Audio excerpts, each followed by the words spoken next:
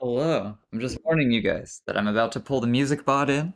So you guys may want to like navigate over to Discord just to make sure that the music bot is not super loud. So this is Gotcha. your warning. What?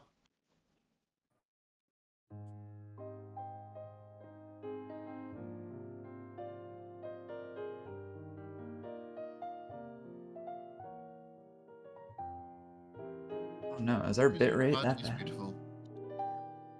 Is our bitrate really that bad? No, I love Music Bot. Music Bot is doing it good. Yeah, but our bitrate is really bad, I think. Oh, on what? Discord or on Twitch? On Twitch. I think it's bad. I see you. I wasn't getting a Oh, good I'm rate over definitely that. gonna have to turn the sound off. It's like 15 seconds behind. It's very, very weird. 15 seconds? Yeah, that tells It's me the through. bitrate has issues. No. That's my TV. It's pushing through a Fire Stick, and for whatever reason, it's just locked on a 15-second delay. Oh, yeah. His is always late for me, too. It's like 10-15 seconds That's whenever I have it crazy. up on Chrome. I have low latency mode turned on. It should be 2 seconds or less. Yeah. No. It's like when I use Firefox, when I use when I use a browser, it's fine. It's when I stream it through my Fire Stick on my TV. See, I see. So that's the bottleneck then. Yeah. It's not. It's definitely like I am no good for telling you if there is a delay problem. But looking at the screen quality, I mean, it's streaming in 4K and looks crisp, so I'm not seeing bitrate. Awesome. Very cool. I'm happy to hear that. So I need just like a little bitty reminder on where we were at in our session. Were we still in the maze? No. We made very explicitly clear to be out so that we could do things. Cool. So I actually uploaded a calendar. I uploaded a calendar for us. Yeah, I'm really happy that we actually have one. Let me go back and open it. Let me go scratch a candy wall real quick. I'll be right back. Scratch a candy? What the fuck? Go pee. So here,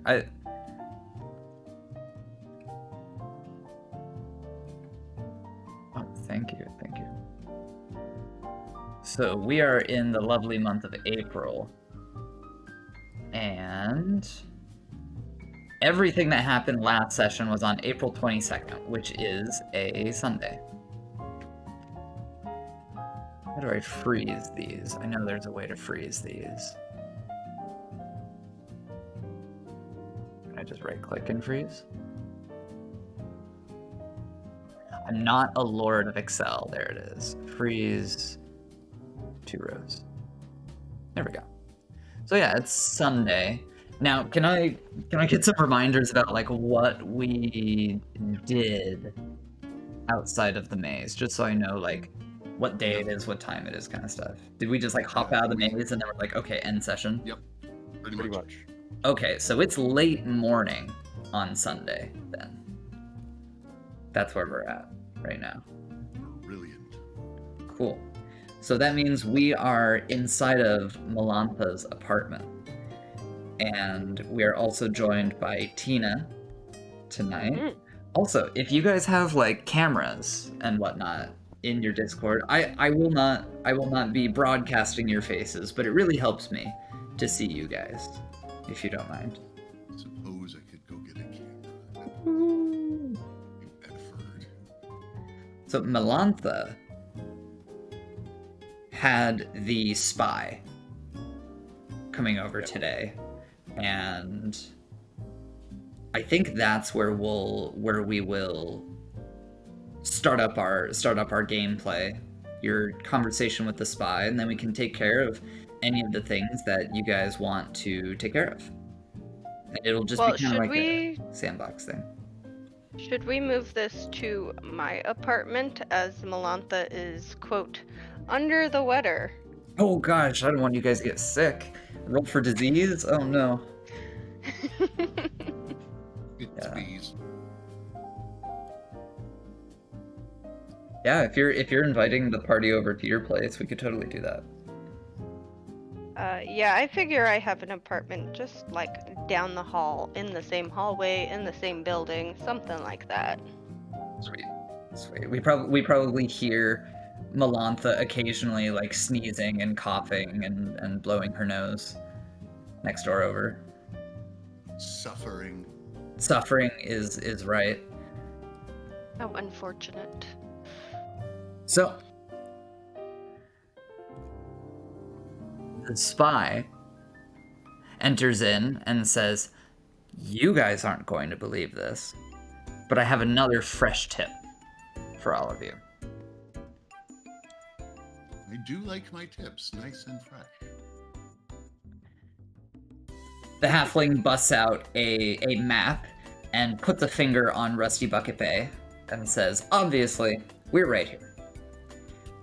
I heard that just a bit south of Bronzebardish, we have an abandoned hospital that has a very, very high-value piece of magical technology that my superiors are very, very interested in. We don't know who the buyer is, but they're willing to pay quite a bit for a single wand." And the halfling is rifling through notes, trying to find the name of what this device is. Stand by. Okay, and who are these halflings' employers? I thought Are you were all- asking? Are you asking the halfling?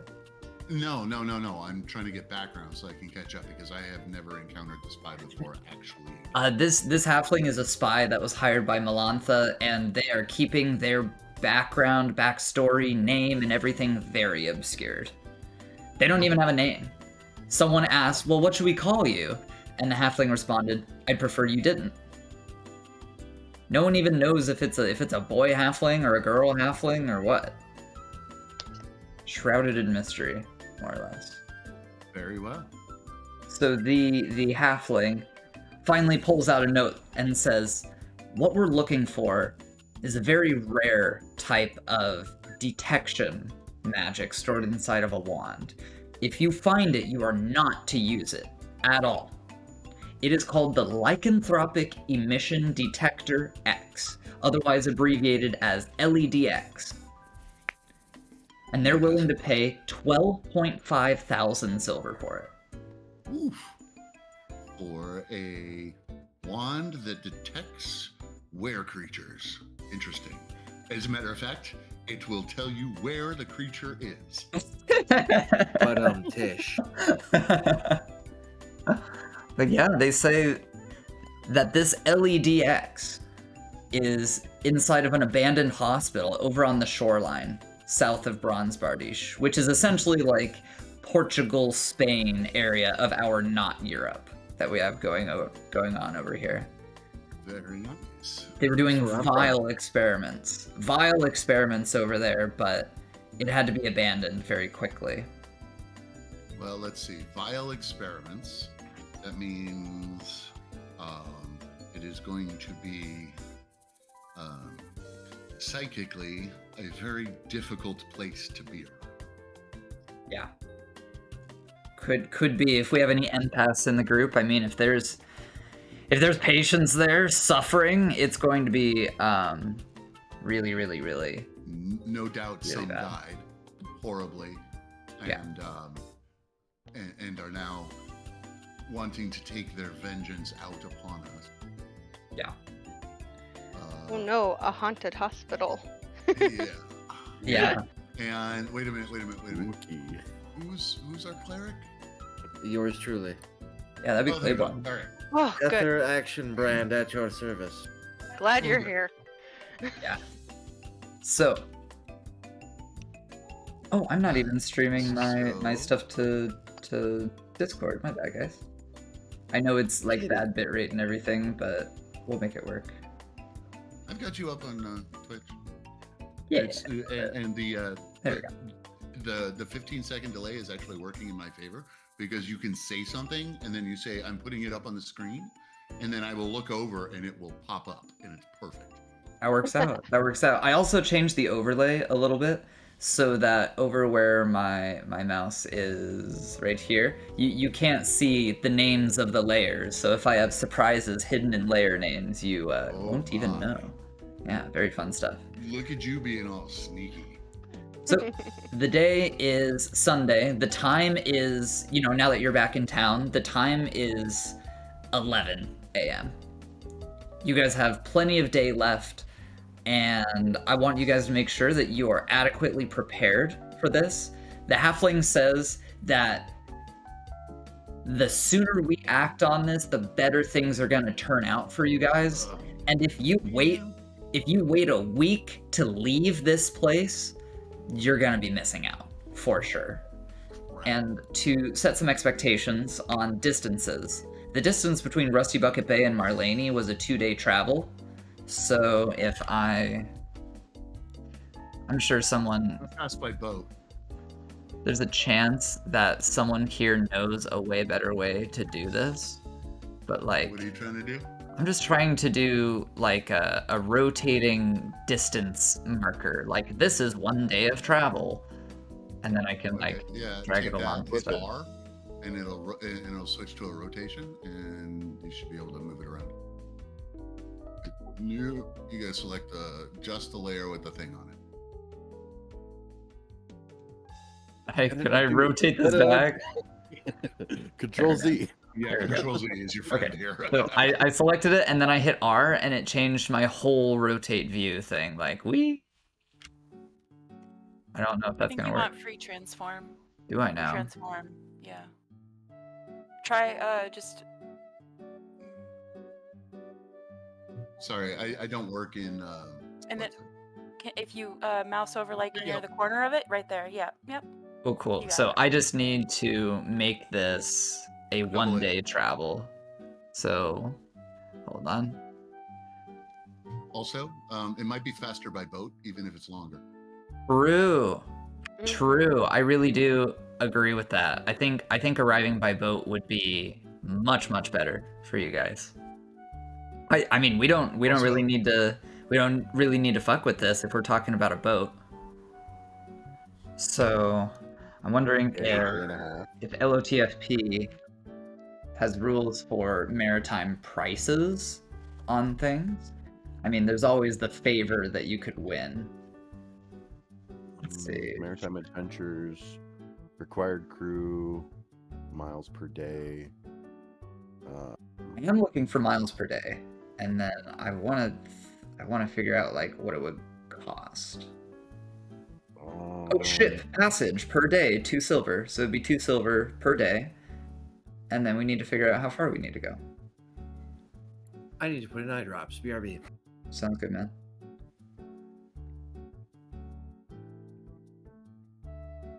Let's see, mapping.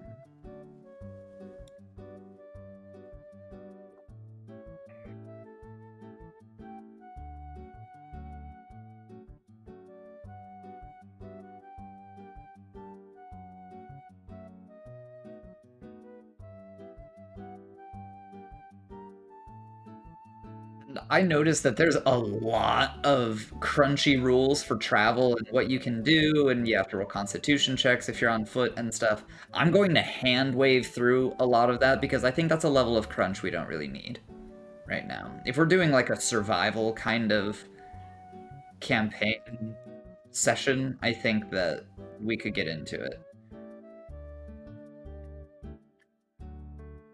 Yeah, like there's water conditions and water vessels. There's a lot to this. My goodness. Yeah, there's a whole lot to that. Jesus Christ. I think it would take, let's see, probably 2 days to get there. Like 1 and a little bit more. I think that's appropriate for us to get where we need to go. Perfect. Sweet. So that would cost you guys 2 silver per day, so 4 silver to get there, 4 silver to get back. And I guess the only thing you guys would need to arrange with your captain is how long are you going to be spending in the zone to properly loot it all and then get back? Like, how long do you want? I mean, let's pay the man for a week. Pay him to come back in a week. Leave that up to you guys. So, what's the phase of the moon currently? Jesus Christ. Good question. This is something that I don't usually get into in my campaigns, I'll be honest. Why do you That's ask? fair. Why do you ask? Well, we're looking for something. That, Oh, the were creature thing. the Shit. lycanthrope thing, and there's a Yeah. time constraint, so I just in my mind thought that it might have something to do with the phase of the moon. You have a good point.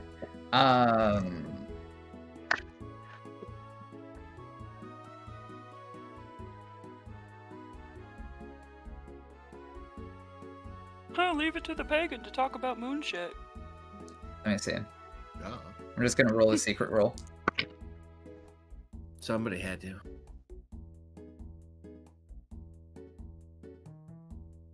The moon cycle is 28 days, right? Correct. Correct. Yes. Okay.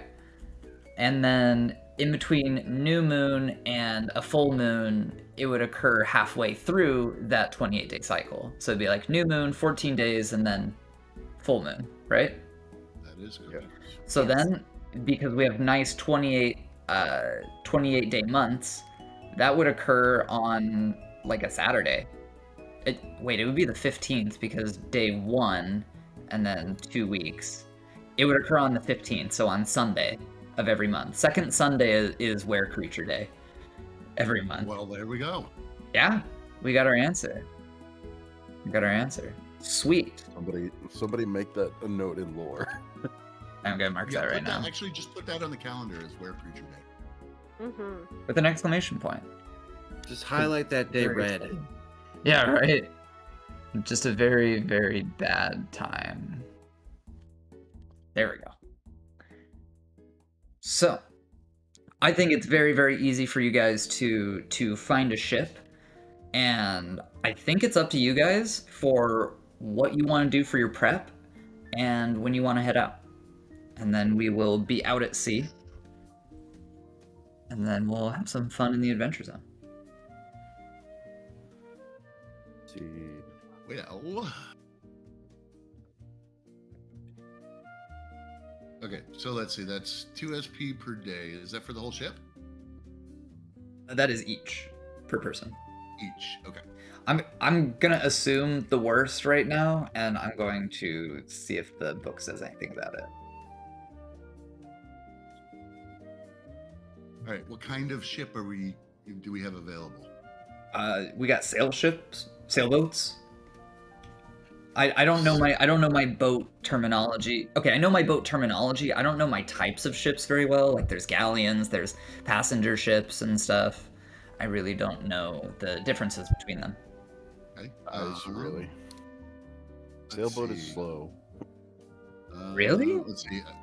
A Sailboats are caravel really slow. is the smallest of the traditional sailing ships. What about a schooner? Jesus, I gotta look all this stuff up. Schooner isn't listed here. Okay. See, that's what I was thinking when I said Probably- sailboat. Yeah, they're probably like looking at like cutter or a brig is a little bit bigger than a schooner. Is that like a charter boat? A schooner? Because I'm looking at the No, a rules. schooner's a type of non-military sailing ship. Yeah, they don't seem that big. But I mean, And we're then only the bringing over sailboat how they're many talking- people? Like I'm looking at the rules. The sailboat they're talking here is like a one-person little rowboat with a mast. Oh god, like the starter Valheim raft, where it's like you got your Yeah. sail and Oh, you got your gosh. boat.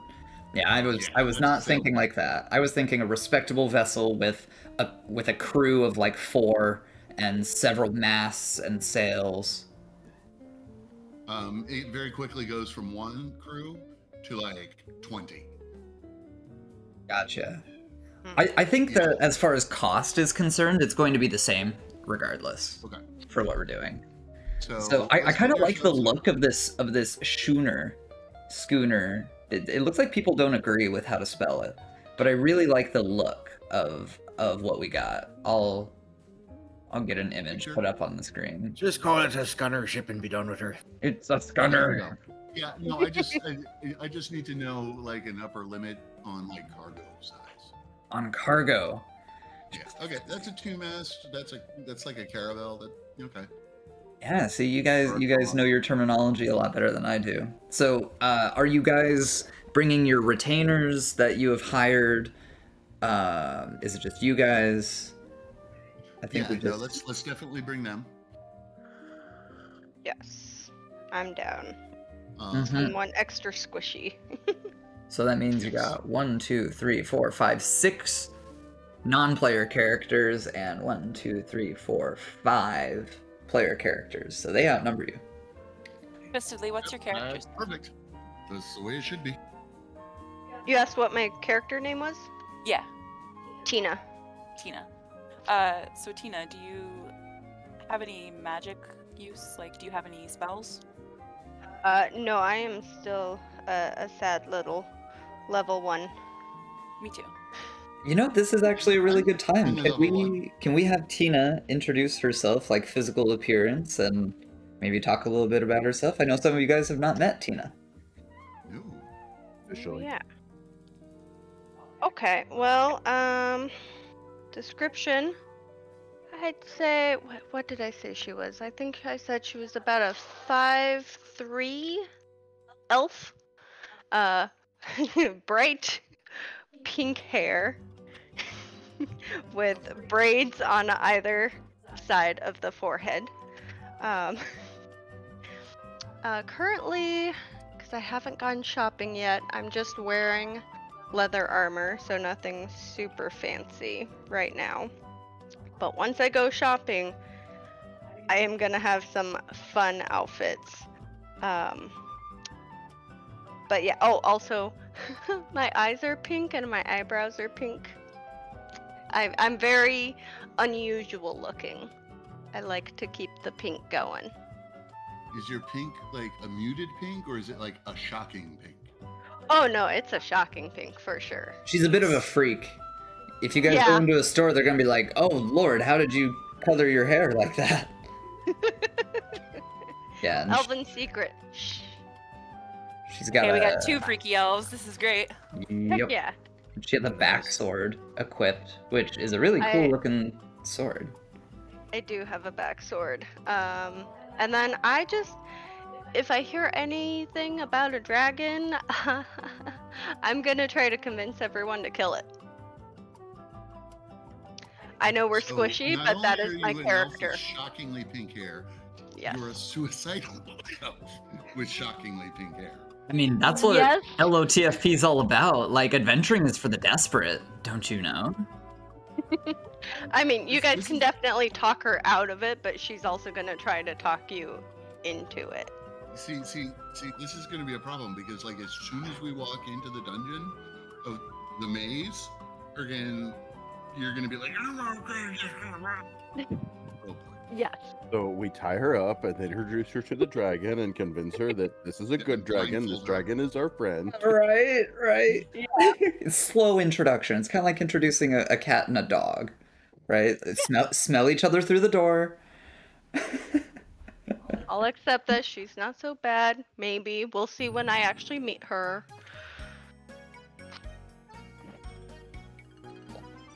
Well, thank you very much for that introduction.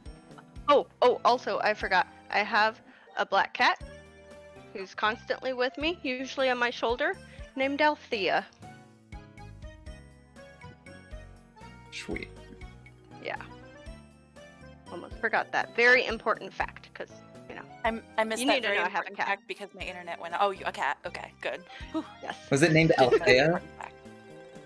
Althea. Oh my gosh, that's like one of the suggested elf names in D&D 5e. That's funny. I've heard that name a lot. Cool. So it seems like you guys have a plan. Is there anything else you guys need before we journey onward? I want to make sure that we are kind of fully equipped. I was thinking about, I can put my money in the pool for everyone, but I was also thinking about trying to get like a level 1 spell. Ah. But I'm not quite sure. Can we where buy spells? I don't even know if that's a thing, so if it's not, forgive me. So this is a pretty low magic world. You're going to be finding those off of wizard spell books, out of loot that you've picked up, scrolls, things like that. It's not something that you pick up from a store. Like, I'm pretty sure that this whole campaign is going to go by, and you're not going to find one magic shop at all. So the things that you get are from the adventure zones. Like, I know that you guys have some scrolls. You could transcribe those specific scrolls into your spellbook and do the research needed for that. Like the Scroll of Alter Opinion and Scroll of Sterilize are two that I remember. Yeah? Isn't the Scroll of I was Sterilize... going to spend the next week inscribing that, and then somebody says, oh, by the way, you have to get over to this hospital real fast. Thanks. Yeah. Listen, it's a hot tip. You gotta get it while it's hot.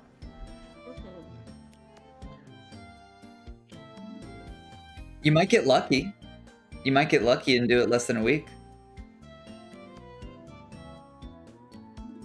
Because don't you roll to determine the date? On the boat trying to do it. I think that's completely reasonable. And then any progress that you spent on the boat goes towards you learning it, right? And then you do more. Here, it's only 1d6 per spell level to transcribe from a scroll to a book. So Cool. Let me do a roll. Sounds good. This is exciting. First Oh spell my transcribe God. in LOTFP. What, did you get 6? Yeah. Shit.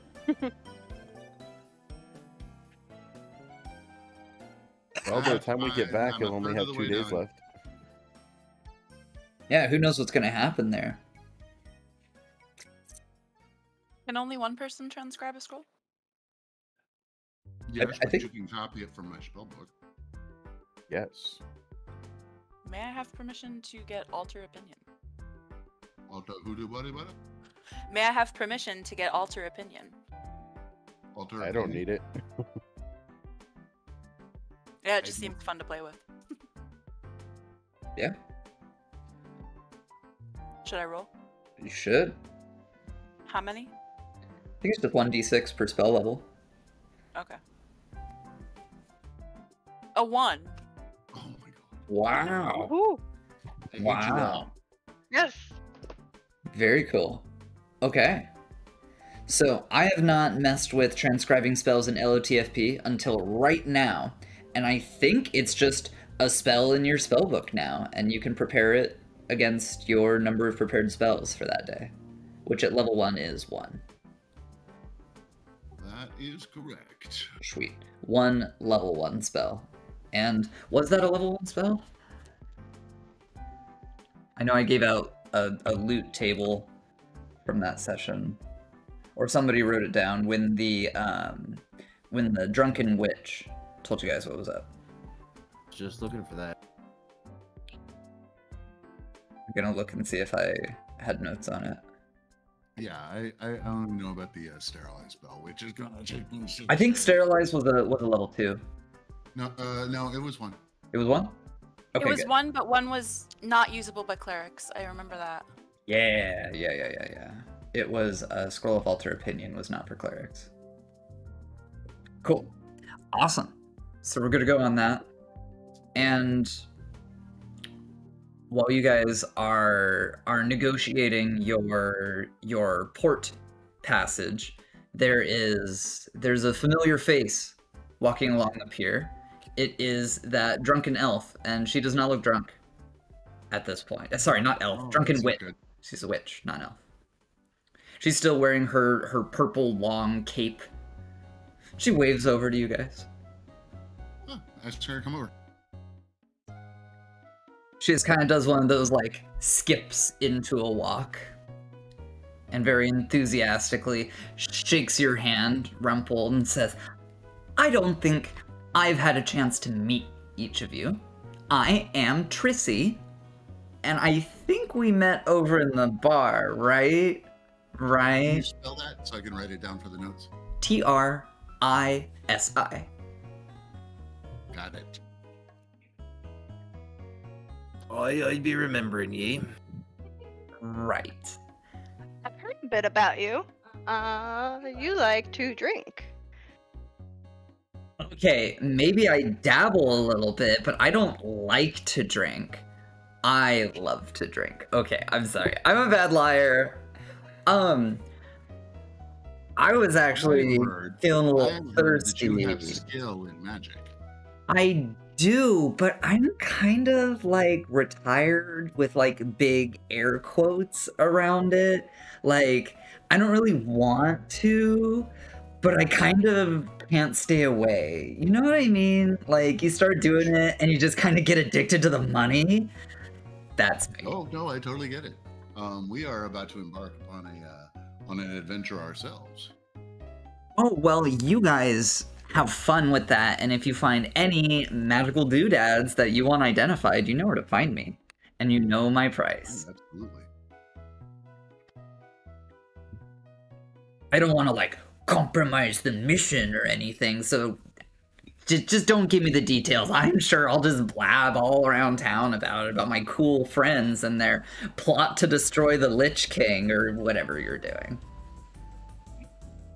When we return, you're gonna have to tell me more about this Lich King. Okay, and she winks at you. Well, I heard that they are putting on my favorite play over in the amphitheater, so I'm gonna go get myself a nice seat. You guys take care. Very nice. And she turns the other way. Looks like she walked all the way from the shore over to you guys. She must really like you.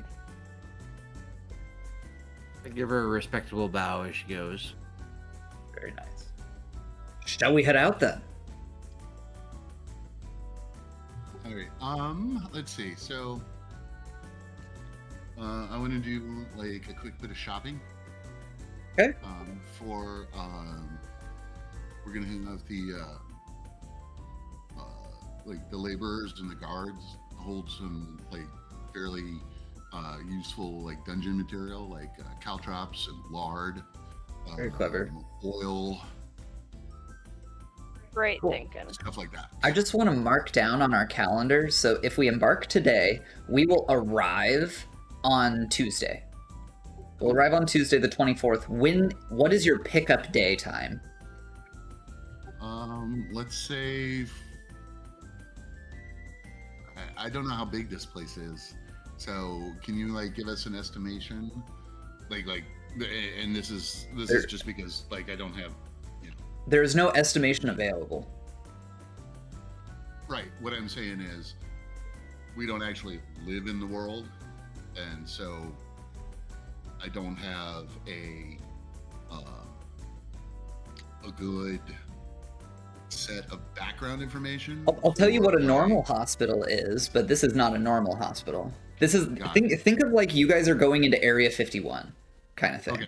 The other thing we should do is while we're negotiating for the boat, let's have somebody go to the library and see if we can find out anything about this place.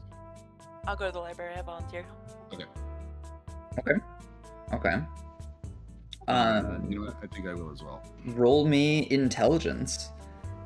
Get your intelligence score on D20 or lower, and I'll tell you something about this hospital.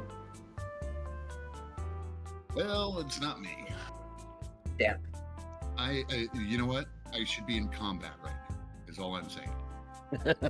I love how Ghostbat's cat was like looking over her shoulder, like, "What are you doing?" Your cat was supervising. What are you doing? What are you doing? I'm off by 1. Oh, you failed? Mhm. Damn.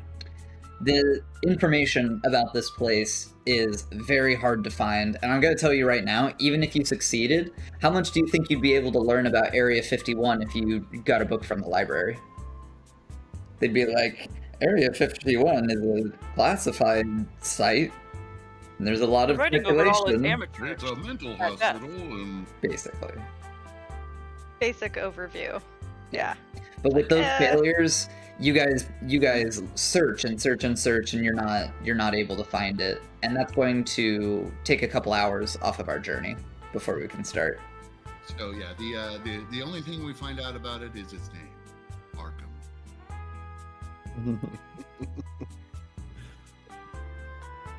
Surely you must be Joker. Yes, I am Joker. Don't call me Shirley.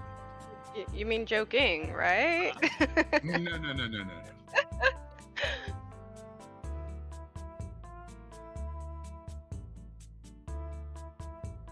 All right. Yeah. So here, hold on. I'm typing up.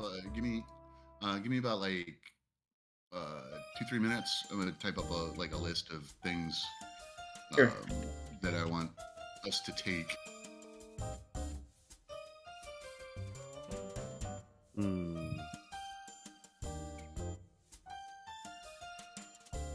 I have an out of character question about the wolfsbane that I was given last time. Is that an actual herb or is it a liquid? I don't fucking know. I don't have a good answer. I feel like this is something that has shown up in other tabletops, but I don't even know what the normal effect is. It's Can I kind of spend like a time- poison. Yeah, can I spend time making it into a liquid while we're like preparing? Sure. What is the effect of the liquid? I don't even know. I don't know what wolfsbane does. I'd have to look it up in Kills the... your ass stone dead. Kills her ass stone dead? In very large quantities, it's also a bit of a soporific.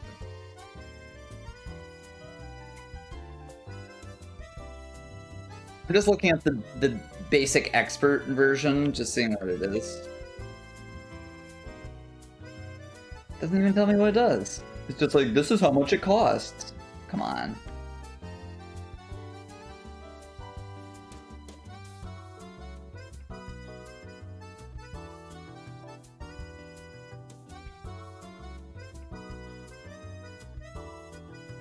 Music bops. I'm glad you like it. It seems like it just makes you sick. I'm just looking up like real effects of wolfsbane, and it's like makes you tingle, tongue and mouth go numb, nausea and vomiting, breathing's harder and labored, your pulse and heartbeat are weak and irregular, and your skin's cold and clammy. Just sounds like a general debuff. So, according to lore for Wolfsbane, it's technically absolutely lethal to any were, as in like a werewolf, Yeah. at least from the lore that I've heard. Ah. But in its actuality, it's a potent neurotoxin, a cardiotoxin, so it causes arrhythmias, and can cause, tetrodotoxin-sensitive tissues to become depolarized, which causes diarrhea, convulsions, and with the arrhythmia can cause death. So in potent form, it can be lethal to anyone.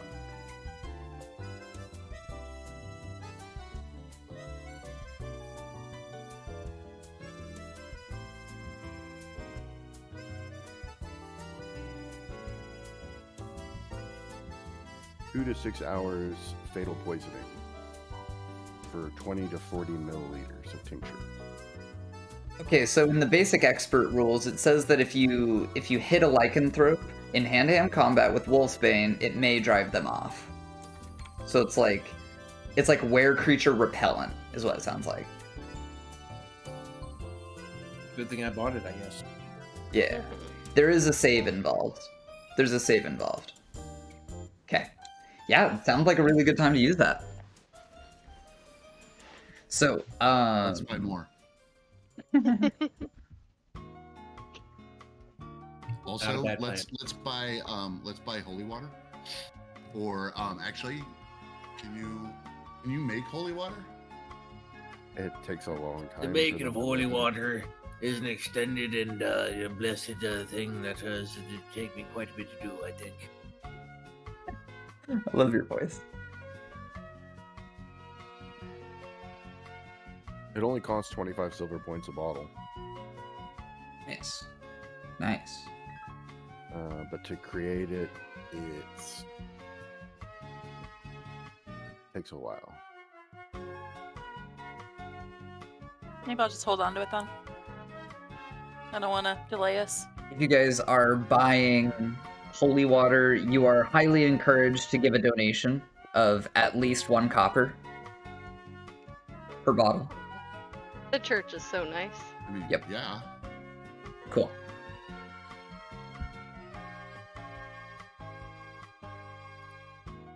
And that's still first on all types of magical beings. Would you code an arrow in that? It even works on like normal humans and like normal creatures and stuff. If they have a high AC and you hit them with holy water, it brings their AC down to normal. Which Well, is pretty if you're cool. an elf, you don't want to accidentally expose yourself to holy water because you're technically like a magical creature. Oh, all right. True. True. Yeah. Terrifying. Yeah. It does not have any potency against the undead or otherworldly creatures unless this ritual is performed for the creation of holy water, with the blessing every day for 9 days straight. Oh, Right. That's what makes So- it holy water. Yeah, true holy water. it's a long time. Yeah. As Bless. opposed to, ominous, dominus, freaking holy. Holy water inflicts 1d8 of damage against appropriate targets such as undead, summoned creatures, innately magical beings such as elves, etc. Oh my gosh. Very cool. I am trusting you guys to do the money bookkeeping on these things, and also considering that Doing you that right need to now. need to pay your retainers, and you need to pay for their passage by boat as well. Yep. Doing that right now. But I mean, heck, it's the taking a bit. booty that you're going to be getting from this, if you're able to find it secured and get it out of there, sounds like it's going to more than pay for everyone's journey. I think Rumpel's gonna end up being the bookkeeper of the fort. Sweet. That's what I'm good at. You're just gonna I gonna ran one of volunteer the- him.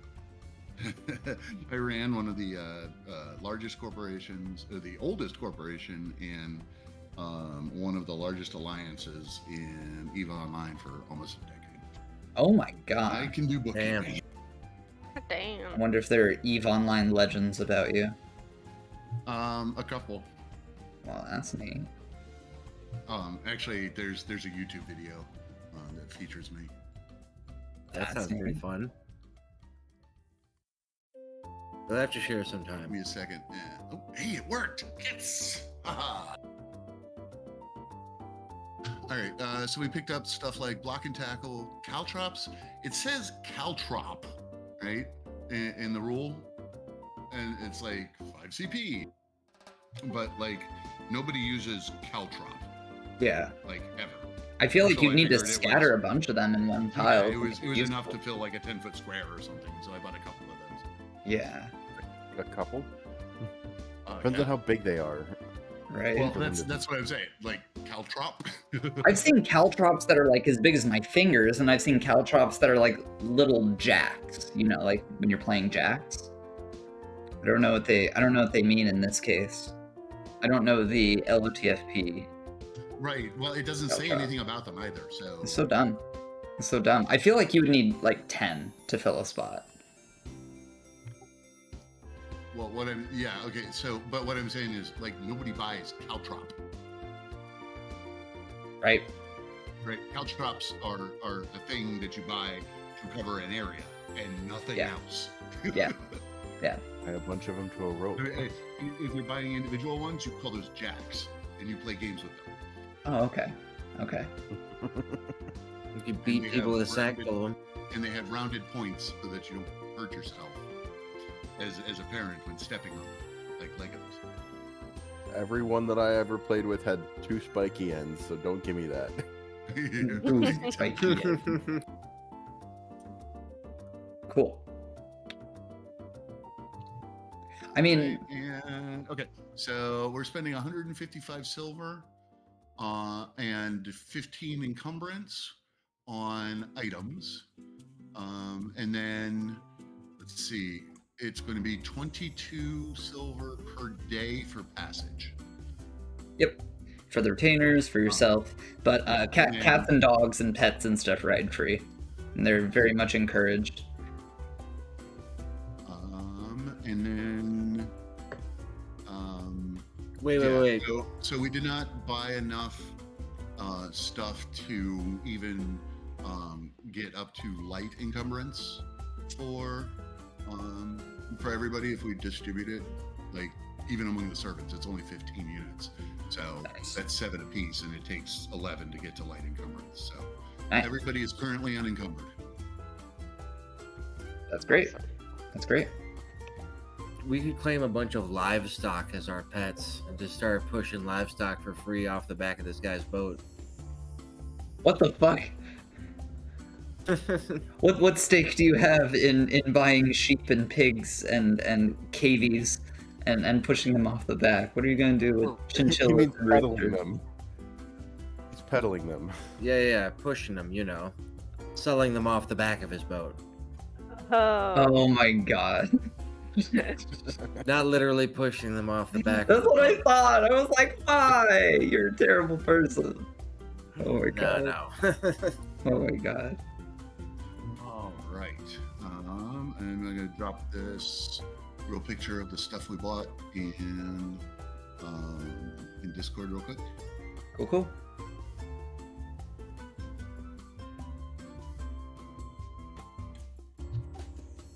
It was really peaceful music. Does anyone have like a short like ocean journey song?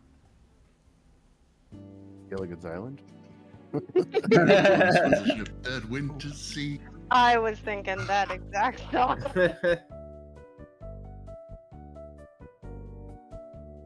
I got that song from classic RuneScape stuck in my head. That really popular ocean one. Oh wait, I actually have a. I think it's called Sea Shanty. I think. All right, so I put a listing in the drop in drop out text channel. So make sure I did not forget anything.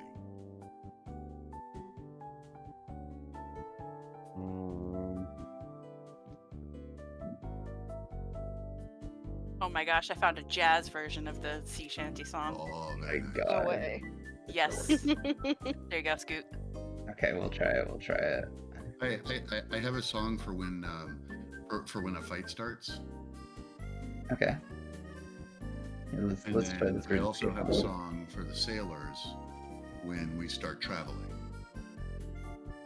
But that's by me. Are we ready to venture onward? I don't want to have you guys miss anything. But I think so. I mean, this pretty much covers everything I wanted to do. Oh, don't forget your buffs from drinking the soup last time. Or But debuffs. those only as last the case 24 may be. hours. yeah, right. Oh, that's right. Okay. I mean, my those are only gonna last like they're gonna wear off on the trip. Halfway there, it's only 24 hours. Yeah. Cool. So I think as a fun roleplay addition, I will offer a fate point to anybody who tells a story on our journey. Okay. Tell a story from the past. Tell a story about the world. Anything. I need to step away for just a few minutes. Cool. We'll disembark. Not disembark. We will embark. Play some music and listen to some stories. Excellent. Here we go. Okay. Is this it? Yeah. Okay, cool. Cool. All right, I'm going to switch you guys to my phone just for listening, but I will be right back. Cool. Does anyone have a story? You can just Trying to look up think of one, but I story. can't yet. I do, but I would like to go last. Got it. Yeah, I've got one. Let's hear it. I don't know if I want to go first though. I'm thinking of one myself.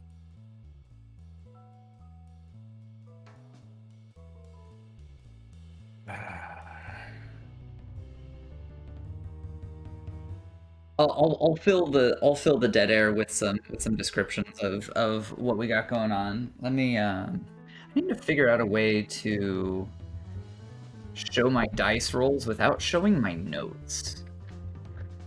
I have small desk. It is small. Okay, let me see if this works out. I think this will work. For a nice like dice cam. Can't see any of my notes. Good. Okay, we're gonna roll some weather. Low numbers are good weather. High numbers is bad weather. And 00 is 100. Oh, 'tis bad weather. 'Tis bad weather. That's a 94. Not another tornado. We're not doing a tornado. I'm Oh, thinking thank it is just hot. Just hot dog outside. Like abominably hot, sweaty, sticky air. People are like trying to take up the shady spots on the ship. No one wants to be out and exposed for too long. And taking a dip in the water sounds really nice, but we can't do that because that would waste time on our journey. But everyone's feeling it. You could like lower a bucket down and splash yourself with the water.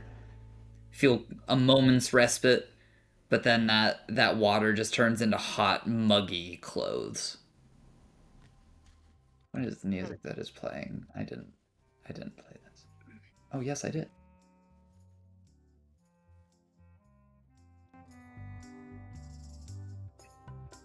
There's not many things that remind me of home, but this weather sure does it.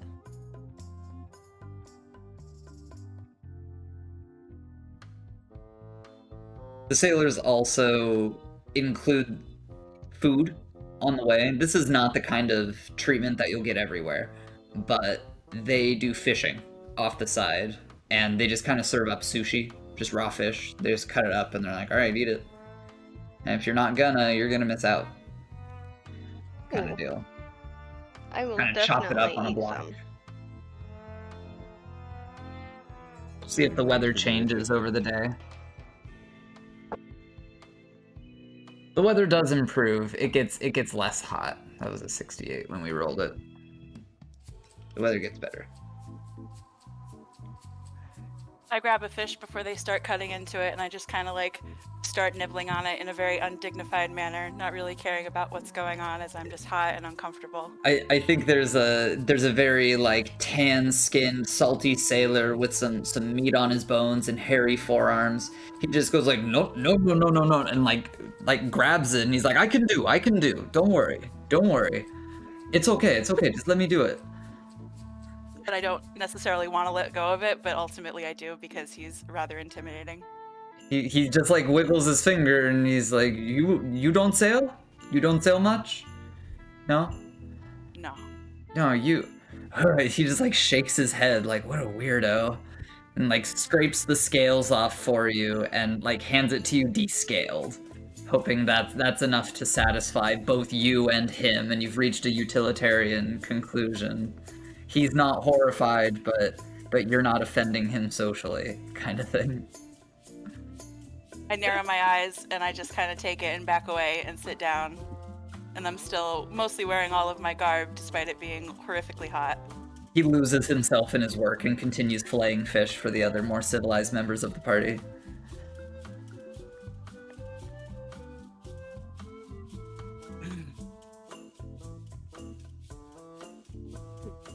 On this long journey, eventually I will share with the crew and the group or whoever who listen after dinner one day a prayer, a parable, if you will. And it is one of Browndo's finest and best known parables. Hold on, I've got something playing in the background. Hold on, some noise is going off. Hang on. The sailors are gathered around, ready to hear, and you notice that they're all packing this like mushy green stuff into their pipes. And you hear chatters between them about seaweed. as they pack their bowls. Lovely. And I say unto thee, these are the words of Brondo. 'Twas on a fine clear day that Eurist the servant went out of his house and sat by a lake. Such a large crowds gathered round him that he got into a boat. Eurist the servant was one of the great first speakers of Brondo's word, mind you.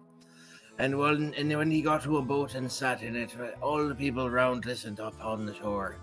They told him many things in the parables, saying then that a farmer went out to sow his seed, and as he was scattering that seed, some did fall along the path, and the birds did come and they ate it up. But some fell on the rocky places, where they did not have much soil, and sprang up quickly, because the soil was shallow. But when the sun came up, the plants was scorched, and they withered, because they had no root. The other seed fell among the thorns, which grew up and choked the plants. Still other seed fell on good soil, where it produced a crop, 160 or 30 times which was sown. Whoever has ears, let him hear. The disciples came to Eurist the knower and said, Why do you speak to the people in parables?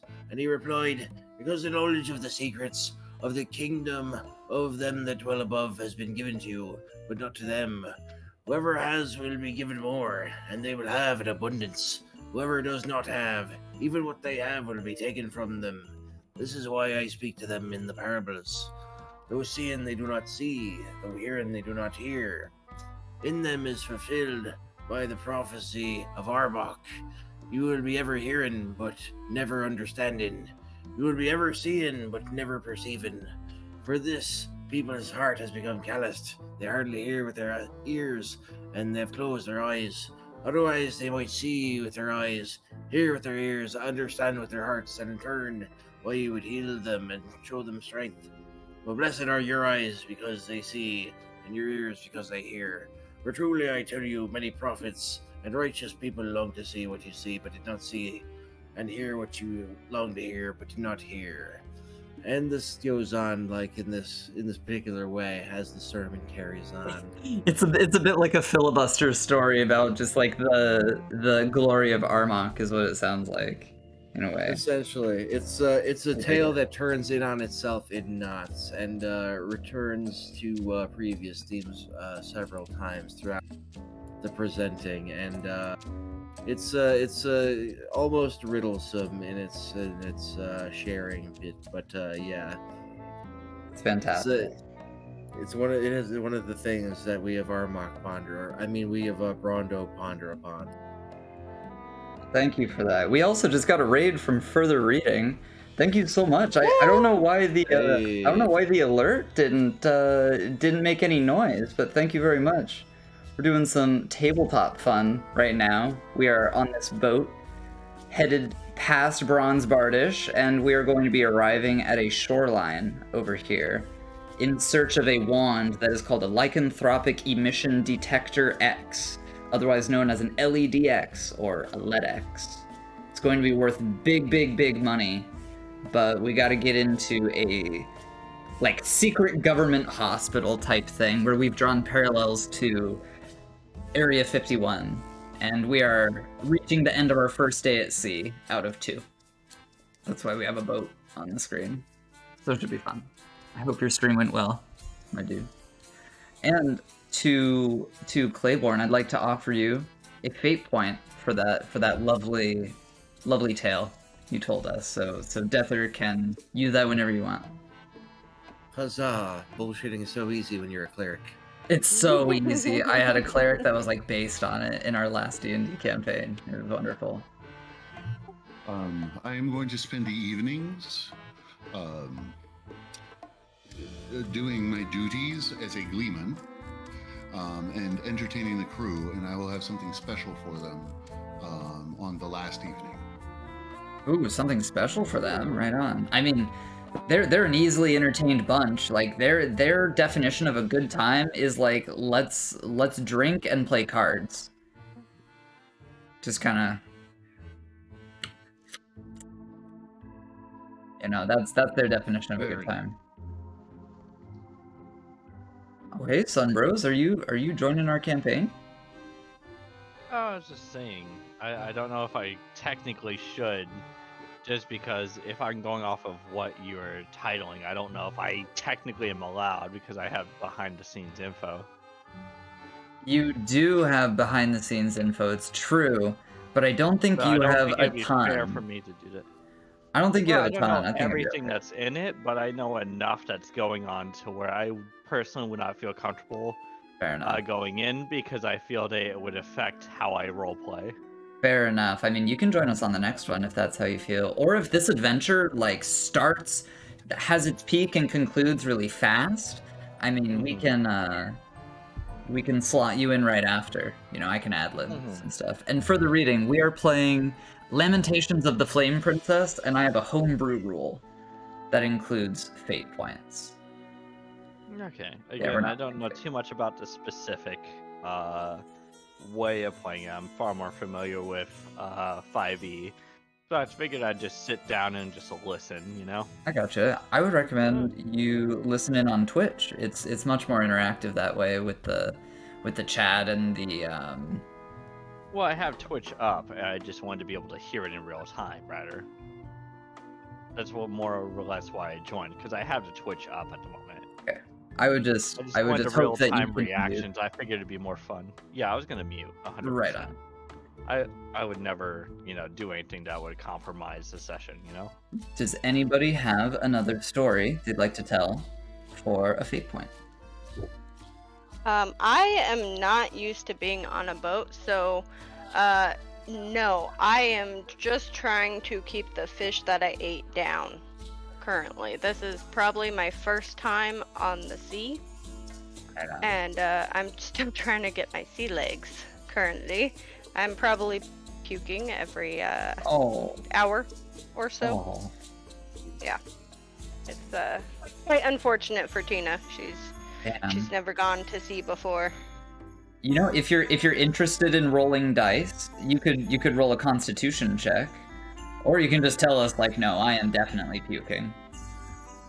I would like to roll that on the trip back. Okay. Sounds yeah, good. I think she needs to try to learn to get her sea legs, but completely fails on this first trip. Totally understand. Totally understand. I mean, the sailors are helpful but not overbearing. They don't like to be helicopter sailors telling people what to do. Yeah. Well, I've been on land my whole life, mostly in a forest. So like, just keep drinking your water. Just keep drinking. Oh. Okay. Keep it in you. The sea may want to take it from you. Just remember to go over the side when the sea decides she wants it back. This is very appropriate for our cleric because Brondo is also a god of the sea and a god of knots.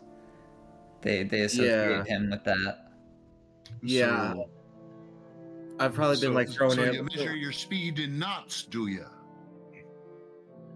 I measure my speed in whatever unit's handy at the time. Completely sails over his head. I love it. Some of those clouds do be looking like beards, Mr. Cleric. Aye, 'tis a fine and good and noble sign. The bushiest and the beardest of the clouds will be the most welcome to us. So night is rolling in, and the crew is brushing their teeth with reeds and swishing their mouth with salt water for good luck, making sure that they have a good plan for breakfast tomorrow. Looks like it's probably going to be jerky and what are the grits? Jerky and grits tomorrow. And grog, always with me grog. Always with the grog. Oh gosh. Well, okay, so grog is nothing but rum and lime juice. That's traditional grog. And you drink it to prevent scurvy. I like grog then. If you've ever had a dark and stormy, it's really similar. It's dark rum, lime, bitters. Like that's it. And that's one of my favorite drinks. Straight up. Well, it's all for me grog. Me jolly grog. And all for me beer and tobacco. Oh my god. All right. Oh, I need to refill. BRB. So, the night has come and gone, and we have begun again. We have begun again, and we'll be reaching shore at like 1 p.m. The winds were very, very good Alright. for us. So, as we approach to get the Calm weather. to raise the morale of the crew, I am going to perform a song for Ooh. the what's it? Would you like me to kill the music for the moment? Yes. Can do. Be happy to. So, I am going to take my spot on the forecastle, which is the front of the ship, by the way. It's the raised part, the forecastle. And I'm going to call for the attention of the crew real quick. And I'm going to say, this is a song that I learned from the serfs in a mining town in the far, far north of Norway, the land of meese that are pining for the fjords. Now, I've never seen a fjord, but I've seen a meese, and they're terrifying, and I'm not sure I want to see a fjord.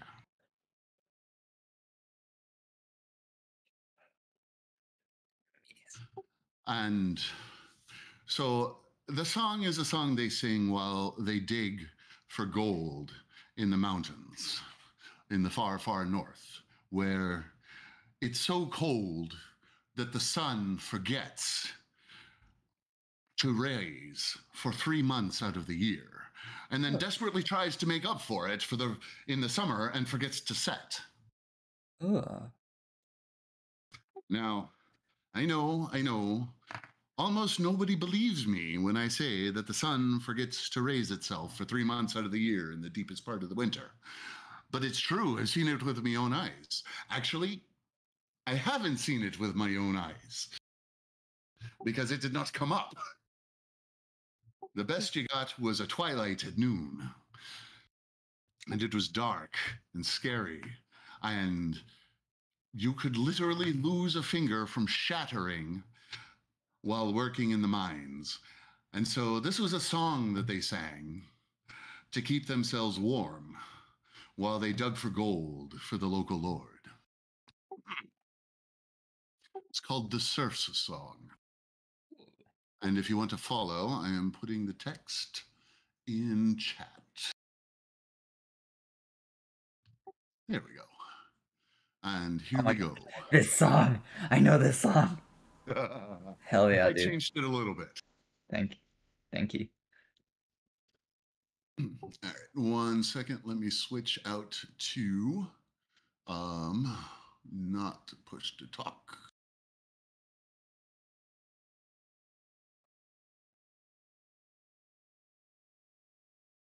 There we go. All right, can everybody hear me okay? Yes. Indeed. All right. So, the Song of the Serfs. You move 16 tons, what do you get? Another day older and deeper in debt. Oh gods, don't you call me, 'cause I can't go. I owe my soul to the local and low. They say a man's made out of nothing but mud, but a poor man's made out of muscle and blood. Muscle and blood, skin and bone, a mind that's weak and a back that's strong. You move 16 tons, what do you get? Another day older and deeper in debt. Oh gods, don't you call me, 'cause I can't go. I owe my soul to the local and low. I was born one morning when the sun didn't shine. I picked up my shovel and I walked to the mine. I moved 16 tons of ore made of gold. And the straw boss said, well, bless my soul, you moved 16 tons. What do you get? Another day older and deeper in debt. Oh, gods, don't you call me, 'cause I can't go. I owe my soul to the local and low. If you see me coming, doom, doom, doom, doom. If you see me coming, doom, doom, doom, doom. If you see me coming, better step aside. A lot of men didn't, a lot of men died. One fist of iron, the other of steel. If the right don't get you, then the left one will. You move 16 tons. What do you get? Another day older and deeper in debt. Oh, gods, don't you call me, 'cause I can't go. I owe my soul to the local and low. I owe my soul to the local and low. You move 16 tons. Ooh, you get a lot of applause from the sailors. They're loving it. They're stomping on the ground, and you notice right after you began, one of the shorter, shyer sailors that hasn't said a word this whole trip was singing along, but was singing low so that he didn't overshadow what you were doing. That is definitely worth a fate point. Thank you very much for sharing that with us. On the way back, I got another one. Oh, excellent, excellent, excellent. The next one's a tragedy. It's about a pub that burns down. It's terrible. Oh, what a fucking tragedy. So, I know it's really like fucking pixelated, but hold on. Wait, am I showing the right thing on stream? Yes, I am. Where'd it go? Yeah, there aren't all that many songs for basses. Really? There really aren't. It's like Tennessee Ernie Ford and Rick Astley, and that's about it. And Rick Astley. Oh. Most songs are built We're around no the strangers baritone to to you. tenor range, so that makes 100% sense. I'm gonna go back to mute now, but yeah, just. Can you please stay muted? Okay, sorry. That's why we're in this chat. We're in this chat so the participants in the game can chat. Okay. Why is the ship looks terrible. You see that? Oh. So they pull up to a pier. You need to get some music. I love how So pixelated that is. It's crazy. So it shows up out of the mist, almost as if it were going to magically appear. What? It's a pier. Here. Oh.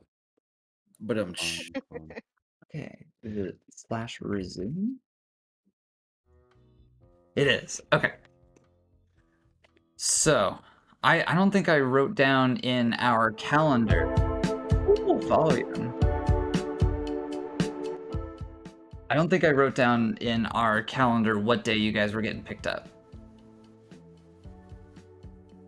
So you guys embarked. There was 1 day of travel, and you arrived. Hold on. So 1 day, and then the next day starts, and then this is the day that you arrived.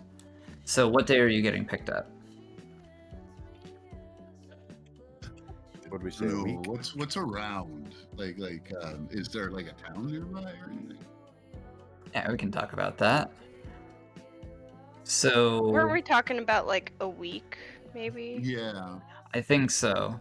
So pretty much, you guys are going to have to trek over land to get to the hospital, right here. How far away is it? How far away is it? Only a few hundred meters. Oh, okay. Yeah, you're not gonna have to travel very far. Looks like there might be a town off to the left.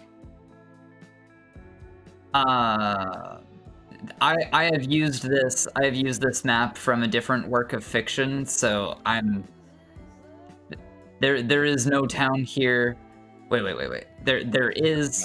There are buildings here, there is no town here, there is no town here. I'm just trying to use what I have here just to Worries. yeah. Don't they say like you gotta learn how to steal like an artist? That's Well, right. well, this artist Good forgot artist borrow, to great artist steal. this artist forgot to erase buildings. I bet I could do that with a spot healing brush. Let's see. Oh my god. That didn't do it. Oh well. We can just imagine that there is nothing there. Yeah. You just say there's nothing there. Really? Cool. Only thing we have to worry about Those is are the rocks. hospital. They're This very big looks like a rocks. complicated pier. It's a very uncomplicated pier in our world. Very uncomplicated. So yeah, You can see the hospital up on some hills. Like it's well within sight. But this wing looks intact. This east wing over here totally burned down. And there's like a sky bridge that stretched between them that's destroyed midway through. Okay, so one side is totally burned down. Which side, left or right? The right side. The east wing is burned, the west wing is fine. And the information that you got is the device that you're looking for is in the west wing. Most likely on the 3rd floor. Got it. Is it in the Oval Office? We'll have to find out. Because if it's not in the Oval Office, then the West Wing, I'm going to be very disappointed.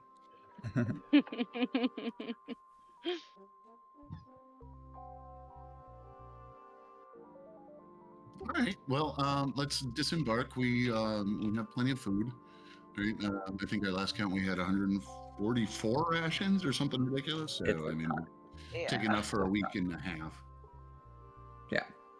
Yep, and we got bedrolls and all that crap.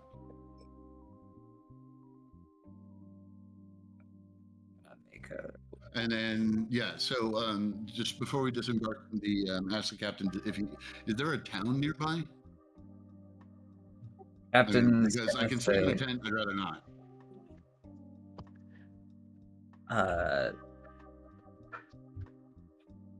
Captain's gonna say a bit of history about this place.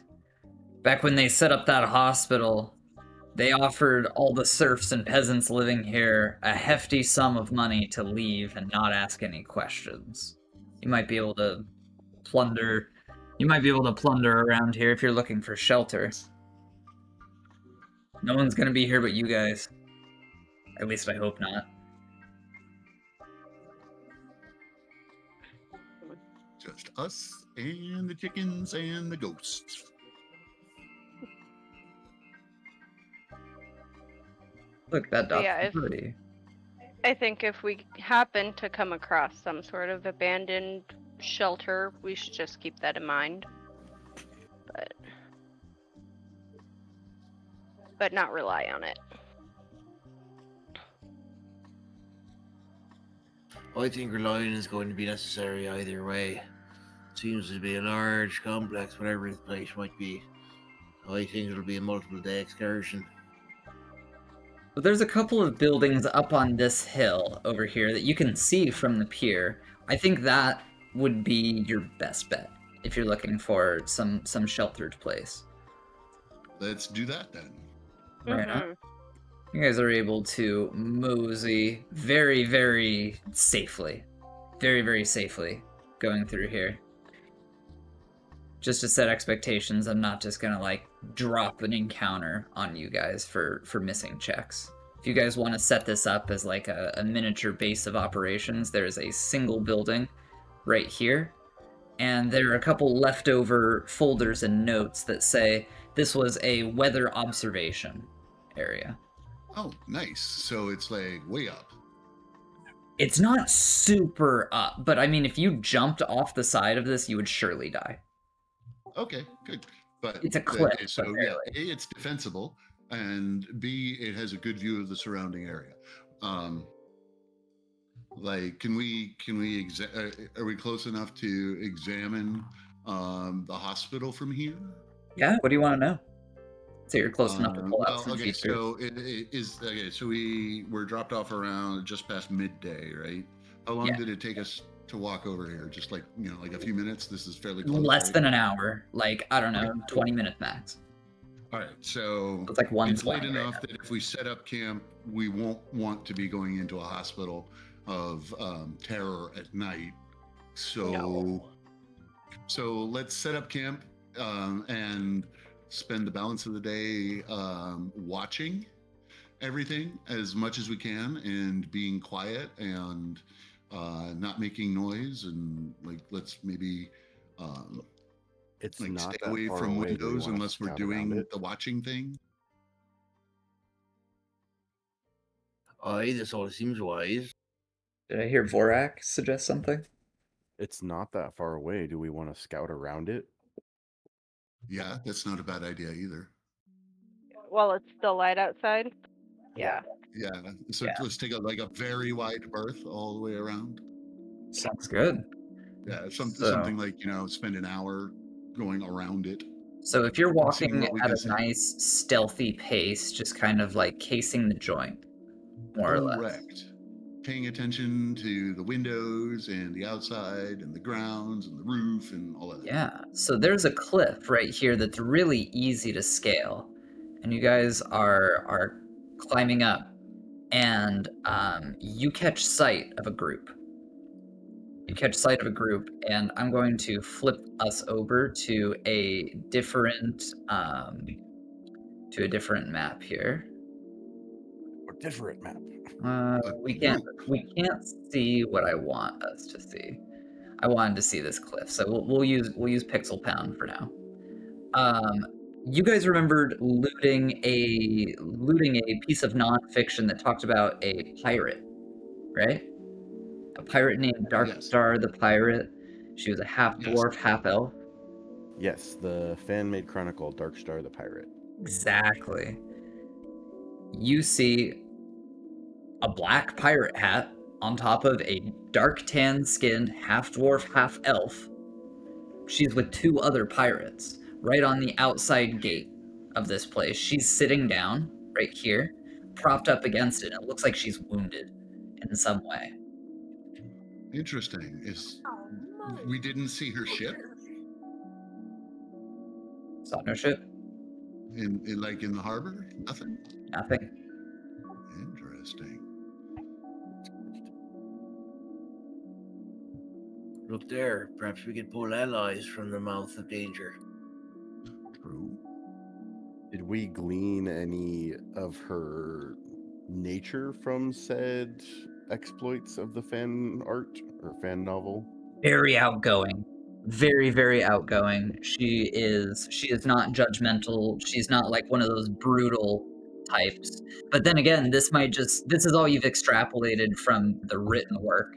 Maybe they're just really big fans and see no wrong in what she does.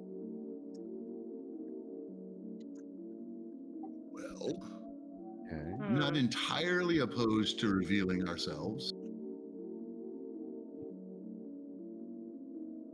Well, let's go have a talk then. And I'm going to approach. Yeah, let's let Deather take the lead here, or somebody with a good charisma, because it's not me. Yeah. Definitely not me. Oh gosh. I have a 5. Oof. It's not so much of a dump stat as it is a horrible, horrible handicap for the profession that I'm in. You're oh yeah? I have a 13. Do I have the highest charisma? I have a 12. I have a 12 as well. Oh. So yes. Come here, baby. Okay. We're basically all on even footing as far as charisma goes. Well, most of us are. But 13 is a plus 1. Get you a +1. Oh, really? Yeah, if we're Sure. using modifiers. Oh, you're right. Shit. Yeah, my modifier is a -2. Oh my. It's like my strength. Wow. That's why I let you guys do the talking. So you guys approach, and her lackeys that are with her are initially like really tense, and anyone that's done fighting for a considerable amount of time can tell that these guys are novices. They are green, they're fresh, and they're just not reading this social situation like they should be. And she waves you over, and as you get closer, she has her boots off, and both of her feet are black. Black with frostbite. Uh-oh. Frostbite? Yep, and it's like late April. It's warming up. This is nowhere close to freezing temperatures. It's not even like a brisk wind. It's a warm day.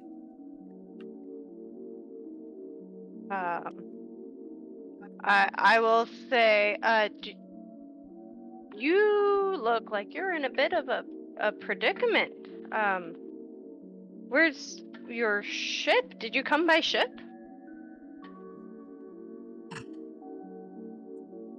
Why do you think I have a ship? I mean, we're just so close to the water, I thought. Hat. It's the damn hat. Okay. Fine. You got... Yes, I have a ship. Taking these guys around to see what they're made of. Okay, we make foot traffic, and they haven't earned the privilege to use the ship yet. I always go out with them. If you want to join my crew, this is what we do, okay? Now, I'm afraid I'm not going to be able to walk. There's this horrible, horrible beast shooting spells out of it. He hit me. It felt like I was in a blizzard, and now I don't think I can walk. I look taken aback, and I say, "Do not worry, I shall aid thee." And I come and I crouch down next to her, and I take out the knot, the monkey's fist from my belt, and I say, and I wave it in the air, and there's a great shining from the heavens as like a light pierces down from the clouds and touches this knot, and it begins to glow and like radiate a sort of like a lens flare in the surrounding area that causes some of you perhaps to need to shield your eyes as I cry out, "Rondo's power grows like a magical flower. I give unto you his healing power." And I touch the knot. Excellent. Fucking excellent. The clouds in the sky coalesce into a rose, like rose petals, directly above you, and then the petals disintegrate and like funnel downward. Like, this is a really obvious spell cast for those who are watching. In Lamentations, there's no such thing as a subtle spell. And they swirl and twist, kind of like a tornado, but not a tornado. And it fires downward, and all of the decayed skin on her feet like explodes off of her feet, revealing like several layers of skin deeper. She has dark tan skin, but you've revealed like pink feet because this is like those softer inner layers of flesh. And she says, "Gods above, are you a god wizard?" God wizard, what a great name. They call us clerics, and I be a cleric of Rondo. I think I might be able to walk on these. And her two lackeys are, by the way, they're ugly sons of bitches. These guys are very ugly in their faces and in their body proportions. They're like lanky, really big Adam's apples on both of them. One's like balding and hella young. Like, he might be like 19 years old and he's not got much hair left. And the other guy's like, he just looks like someone pulled him out of a soup kitchen line. Just absolutely dingy individual, doesn't bathe himself. They're disgusting, but they're showing great concern for their leader, and they're like lifting her up onto her feet, and she's able to walk and strut around perfectly fine. That's magnificent. This is something I did not expect. from you guys. She says, okay, you know what? You know what? I've got something for you. Inside of there, I want you to get something for me. I want you to get, and she a little bit choked up when she says this. She says, I want you to get a pendant from inside. Okay? It's a little brass pendant with a sapphire sparrow on it. I want you to bring that back for me. And if you do, if we ever meet each other again, I will give you a voucher for 3 free passages to and from wherever you want to go in the world. I got the fastest ship in the world. I swear it. Ooh, My brows arch. what a... We're going in that thing? It's the Aeonical Raptor. I don't have a name for it, I'll be honest. I don't have a name for it. But she says, you may know me from my exploits. I'm Darkstar the Pirate. And this was supposed to be a simple in-out plunder, but there is a deep, dark evil lurking around here. Looked like it had the face and body of a great crocodile and a dolphin and a man, and he's pink and bloated and shoots ice out his ass. It all happened very, very quickly, and I just want you to know what you're dealing with here. So what is this thing now? A man twisted into animal form, craving blood and flesh and bones. He, gods, I don't know if I can call it a he, just has large gnashing jaws, powerful maw. I could only imagine what would happen if he took a bite out of me or one of my trainees.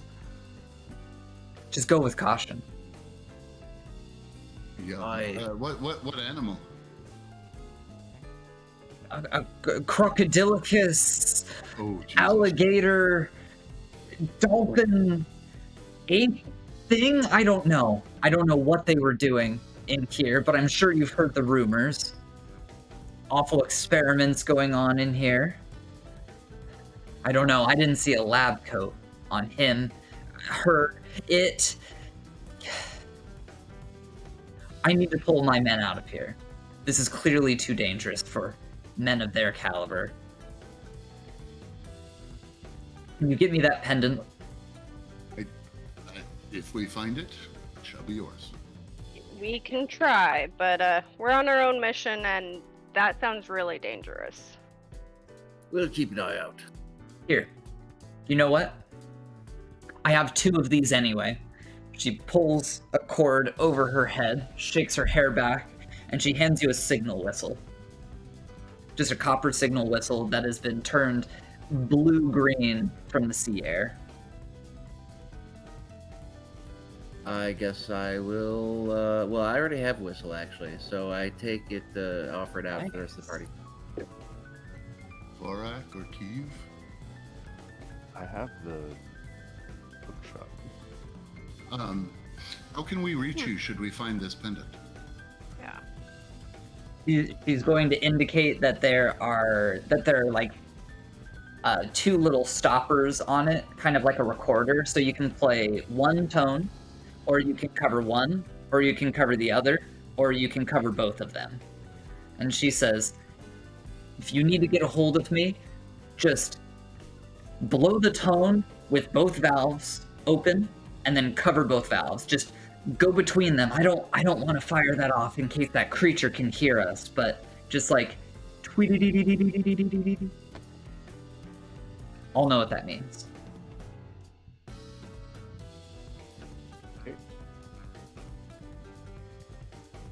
Hey.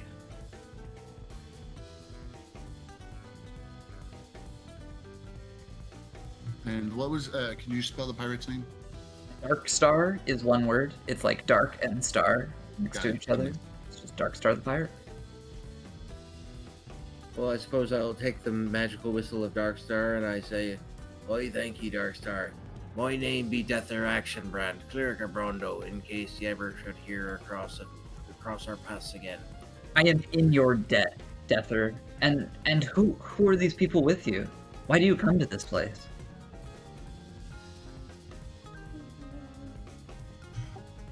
We have our own mission. There you go. Yes, we've been sent on a mission, a retrieval mission. As a matter of fact, we're retrieval specialists. Ah, I see. And I am Rumpel, the Magnificent, a gleeman by trade. Oh. You'll probably fare better than my trainees. I'll stay on guard. Have you a camp? Or a vessel, a carriage? We have a camp on the hill nearby. You are more than welcome to recuperate there. Excellent. It is guarded by men of ours. There are servants there that can also tend to your needs. I look after myself, but I'll keep an ear perked for that. You know, the piercing sound from that is said to travel for miles.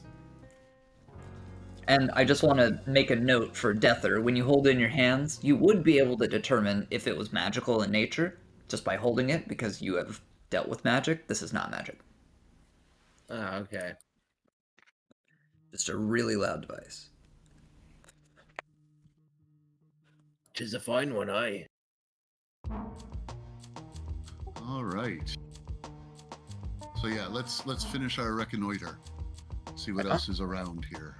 What is your path? And get away from the grounds as much as possible. I want to stay as hidden and as unnoticed as is humanly possible. I'm going to look directly at Deather on that one. I don't even notice you, and I'm instead looking with joy to the sky and my god's acts.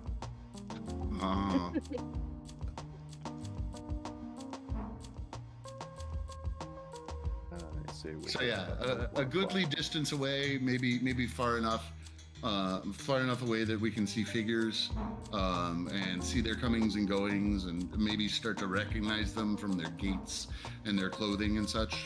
But not so close that an errant cough would reveal our location. Right on. So am I hearing that you're like staying outside the gates just to like keep good sight and keep a good escape path open for yourselves? Yes. Are you guys gonna go west or are you gonna go north? Let's go north. Sound good. So you guys are moseying on along, and I think we might be able to use our highly detailed one now. Yeah, there we go. Let's see if I can take my old layer. Like, further away, far enough away that, simple movement isn't going to give ourselves away. I don't know what that fence is like. I mean, if it's like a chain link fence, then we don't want to be anywhere near it. But if it's like a palisade, it has vertical bars on it, and it has a couple of openings that look like they were ripped outward from the inside. Like there's an opening here, there's an opening over here. That's pleasant. When we get to those openings, I want to make sure that we very carefully look through them. Sure. And see, and get a very detailed view of the inside and all of that. It details to become relevant when we need them, sort of thing. So, you guys are moseying along, and you see a couple of outside buildings here. There's a playground out here where it looks like either the staff or the patients would spend recreation time out in the yard.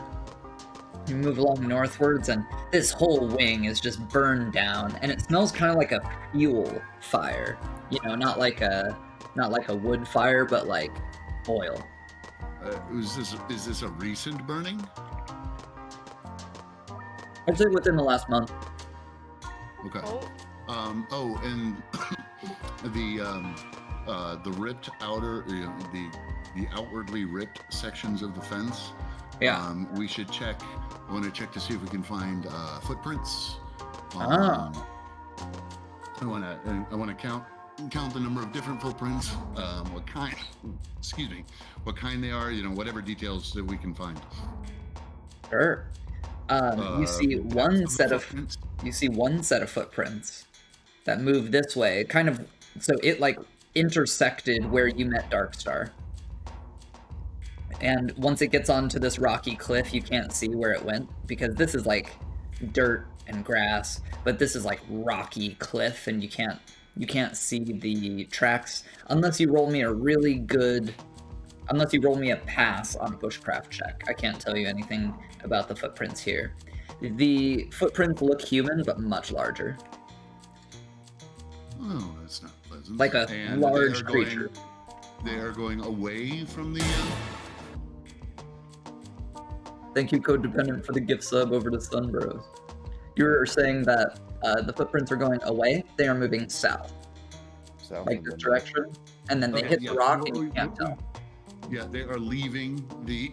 Excuse me. They're leaving the hospital, right? Yeah. Okay. Cool. So, crap. Everybody's back at the. All right. When we get back, we're going to need to set up a watch, and if anybody on the weather station sees something, we're going to need to light a signal fire. Ooh, good idea. okay. I like that plan. Okay. Carry on. Roaming the countryside.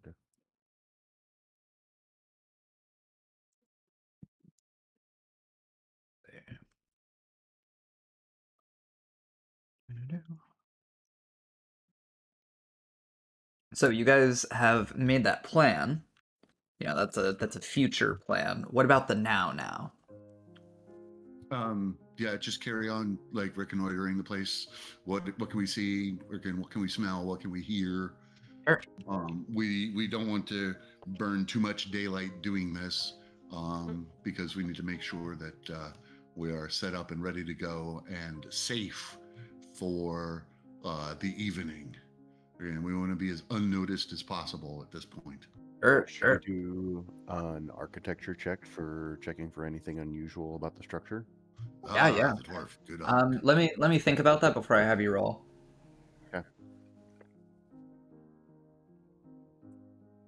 Okay. Go for it. I pass. You pass. The east side, the burn side, does not look very structurally sound. It's also like one story instead of three like it should be. The west wing looks very, very sound structurally. It looks like if you go in there, you're in no danger. You're in no danger of a collapse. But if you were to go through the sky bridge, you might run into trouble. It's kind of like a gray area. Okay. And is that section labeled admin also a building? Yeah. I was just about to mention that as you guys are moving through here. The halfling didn't tell you anything about this building. It was left out of their mission briefing. You can see that there are glass corner offices here, and anyone that knows about bureaucracy knows that bureaucrats love corner offices with glass windows. That's where we'll find good information. As a matter of fact, we might want to hit that building first. Does there appear to be any exterior access to that building from what we can see? Yes, this building has multiple entrances. There's an entrance here and an entrance here. And as you're moseying along this end, you saw that there was even an entrance here. Looks like lots of ways in, lots of ways out. Could you decorate those? Can I decorate them? Yeah, sure. Yeah, sorry. The picture's too small for me to see. It is pretty small, yeah. Let me add a new layer. So there's an Plus, entrance. your Doesn't mouse have to is be huge, white, just and the little- building I is white. know. It's painful. So these are the entrances that you've seen.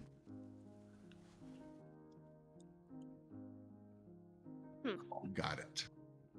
How wide are those bars on the fence? You could stick both your hands through, but your wrists would be touching.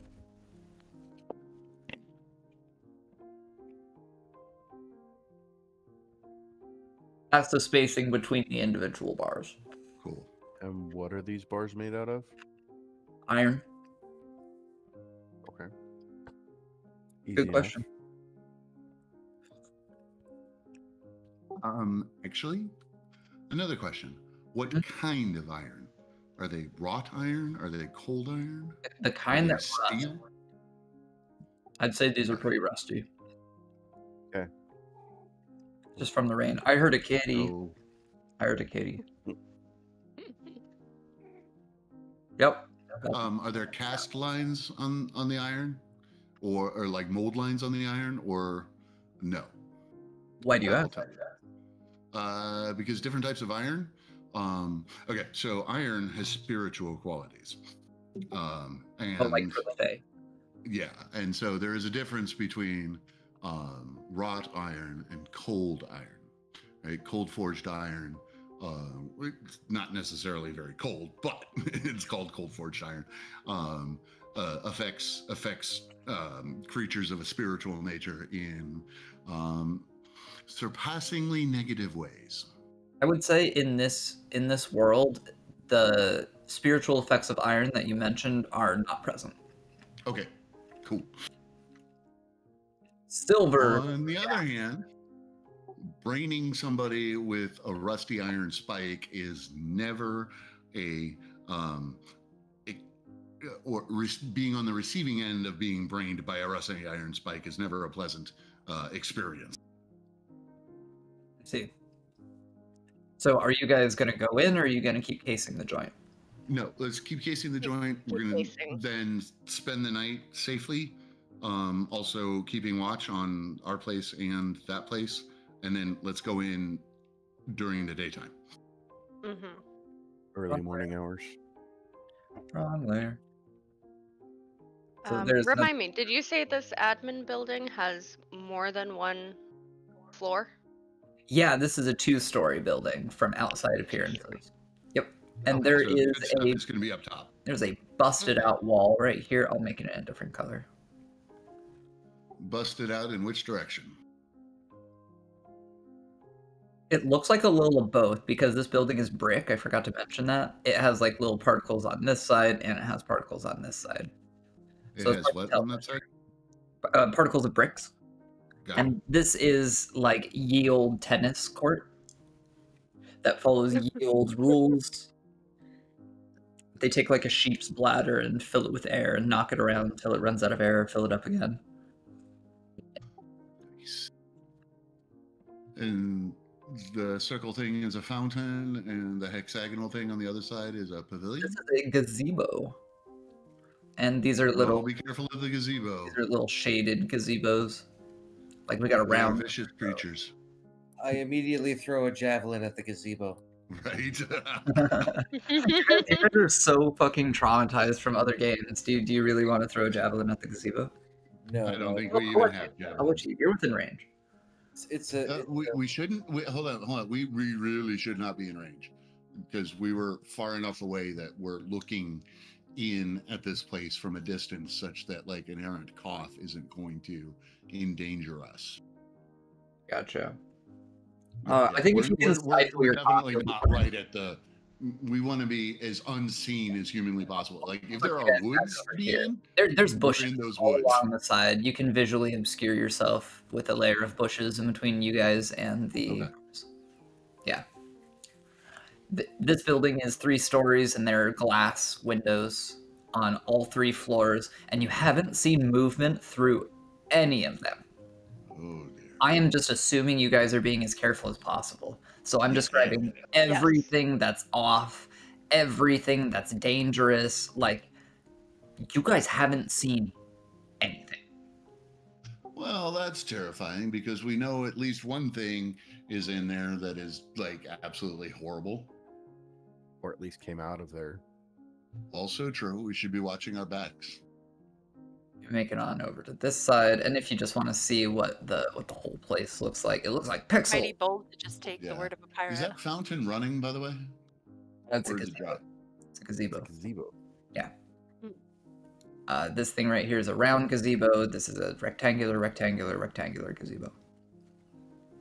Just like Pavilion. little shaded areas with like park benches inside them for people to sit down and get away from the harsh sun, harsh weather. Wait a minute. I recognize this map now. Thing. Do you? I recognize this map now. What is it? This is from Tarkov. This is I've stuck in the back end of that admin section before. Heck yeah. You got it. You I've got had gunfights in that front with the frickin' chopper down there, yeah. Yeah, do you like how I got rid of the chopper? I like that. I love No that shit. helicopter. There's no ambulances. Yeah, man. Ye old Well fantasy played. Shoreline. Nice. Yeah, thanks, man. All right. Yeah, let's Anything of- finish our reconnoiter and then go finish setting up our camp at the weather station, and assign people to constantly watch this area Sounds for good. the balance of the evening, overnight, and then let's start off in the morning. All the way down to here, the most interesting thing you see is you see another destroyed entrance into here. It looks like the bars were ripped apart, this time from the outside to the inside, just kind of tore the bars open with great force. And there are some fallen trees and footprints that move through the fallen trees to these bars. Well, that's not terrifying. What Are they kind the of same? footprints? Oh, yeah, I was gonna say, are they the same ones we saw earlier? Yes. This thing's big and nasty enough to fell trees. These aren't like saplings. These are actually like actual trees. These are not like big, strong, 100,000-year-old oaks, but they are not small shrubs. It's like but like 2-story tree. Not super thick. Medium-sized tree. 5 to 10 years old. Sure. And then Alrighty you then. mosey along. This is a little bit of a cliff. It's uncomfortable. If we were playing 5e, I would call this difficult terrain all throughout. But you guys can clamber. There are a few planters along the way. It looks like these were little gardens, but there's nothing growing there. Little stakes sticking out of them. Did the path leading? So I know the footprints led into the compound, but following the path backwards, did that lead to anything obvious? Like just from like looking down for a little bit? Let me think about this. Here, I'll draw a little bit. Oh, that's really big. I made it bigger. They lead like this, and then they hit rocks, and you can't tell where they go. So if we're looking at the whole thing, and I guess the party is like right around here, right now. And from here, you can see that there are a couple of other medical buildings, and one of them right here is taller than the others, and it has a bell tower attached. Oh, Big shiny bell that you can see from here, sun glinting off of it. so maybe we should check the bell tower first. What would you say? It's like 4 o'clock in the afternoon? Yeah. Okay. Think we have enough daylight to go over there and check it out? Probably. Possibly, yeah. Easily. I would like to get somebody to run over to the to our base camp and let them, and give them instructions to keep watch and to have a signal fire ready to light immediately if they see anything. And then our rally point should be that place, the weather station. I think we'll be able to hear the screaming if something goes wrong. That's true, but I'd like to be warned before something goes wrong, as something is going wrong now or is about to go wrong. Who are you sending? Like they see something coming, then I'll go. I'll go. Was that The elf's faster. Let her go. No, that was Keith. okay, Keith? So we'll add a separate. So yeah, let's run over, do that, and then let's explore that bell tower. Sounds good. Wait. So this is. There we go.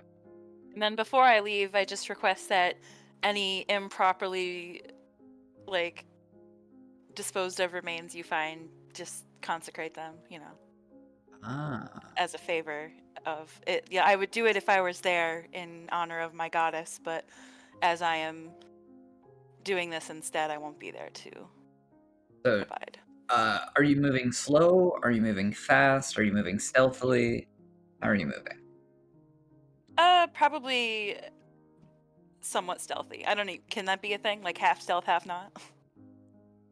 You can move or must I you can commit? move fast, or you can move normal. Slow, medium, or fast, basically. Wait, I mean, we should stick together. Rule number 1: don't split the party. What are you doing? Well, I thought you said someone should go back and volunteer. Sorry, I meant somebody should. We should go back, instruct them, and then all go. Oh, okay. Oh. Yeah, sorry. I did indeed misspeak. So I need to. So, can you remind me what the plan is here? So we're gonna run back to the. Okay, I say run. We're gonna head back stealthily to the weather station, instruct our people to keep watch and set up a signal fire. Sure. And if they see anything, light the signal fire, and then we'll come running to the weather station. Okay. We should also advise them of the small party that we came across that may stop by for assistance. Yeah, and the pirates are friends, not food. Very good. So you guys are starting your stealthy journey, and you hear. Has anyone ever heard? Okay, I don't want to bring up trauma. Did you know that when bones are breaking, or like when someone is shot, you can hear the impact from pretty far away? It's a really loud, sickening noise of like human bones being broken. You hear that sound coming from this direction, and the faint cries and screams of a human, presumably male, coming from this direction. Like the bell tower. Sorry, what direction? Where? The bell tower. Got it. Yeah, so that's where we're heading, right? Or I thought you guys were heading back to your group first. Right. Yeah. No. We're so again. Sorry, that's where do we want to detour and go check this out first? Is the question. I don't feel safe doing that. So no, we should let everyone else know. We need to instruct our people first. And we don't have any. That person is either going to die immediately, or they're going to linger for hours, and we'll have plenty of time to save them. Well, I think we should go help, but there's no rush, then I suppose. There's no rush. Well, I don't want to get killed, so. Can we make a general? I'm highly allergic to being killed. Whereabouts it sounded like it came from. The sheer amount of time you have spent deliberating is enough to not hear any more screaming. All right, yeah, bones breaking. Yeah, let's head back to the weather station, do the instructions, and then make our way over to the bell tower stealthily. Sounds good. Sounds good to me. It's mosey, very nice and slow. So it's about 5 right now. Very slow passage. You guys get there, and the hirelings are standing guard and just chattering amongst each other. They say, "So what's going on, boss?" So, we met some pirates. Turned out to be quite an interesting crew. They may show up. If they do, they are friends, not enemies.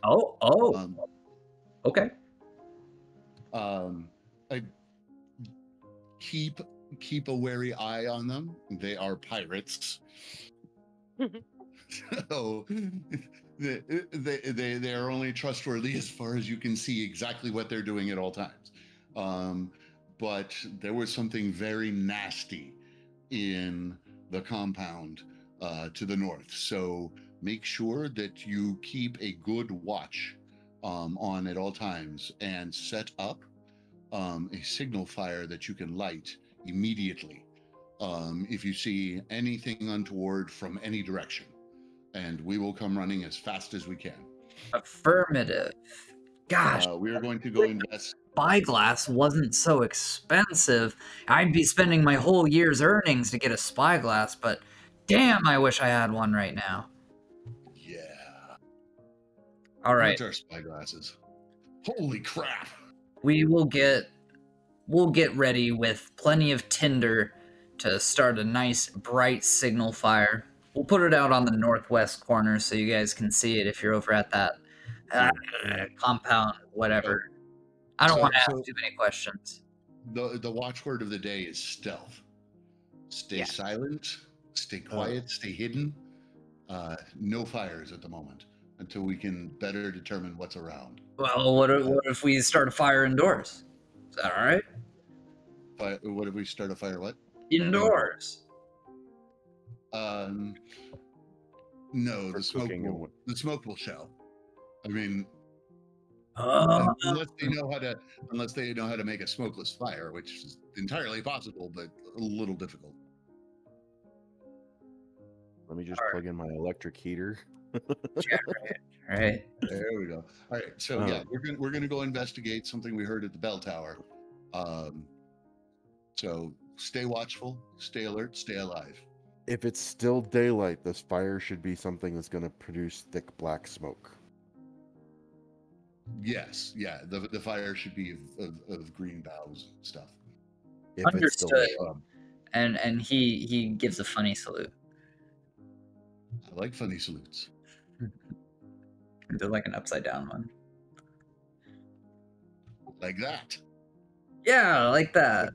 Thank you for posting that in chat. Right on. Yeah, perfect. I love it. Okay, so is the party stealthily going back? Let's do it. Yes. And then 6. Yeah. And then girlfriend just walked in from work, so I'm going to be away. I want to get some food and we're getting into some stuff, so I feel like now's a good time to take 5. Okay. 5-minute break.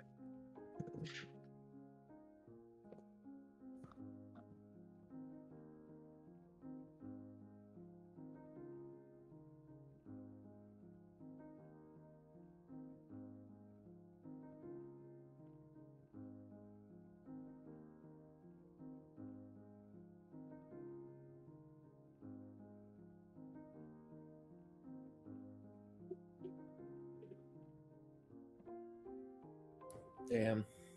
This makes me want to play Tarkov again.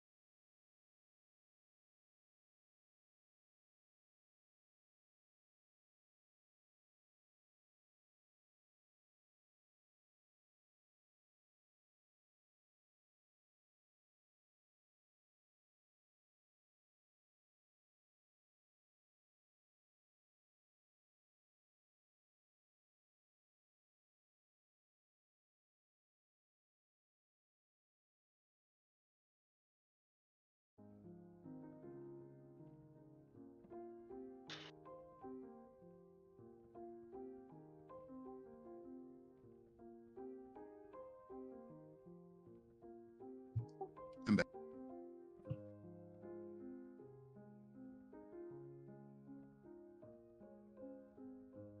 Okay, cookies. We'll go.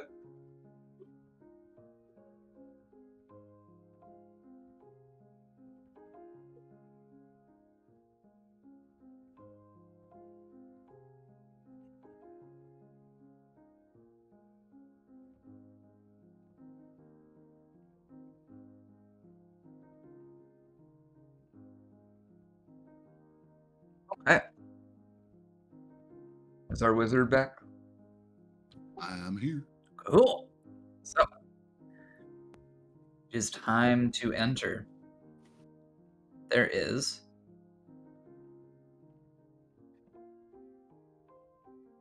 a formal entrance over. We were investigating the screaming. Oh, you were? Yeah. Oh, far. Yeah.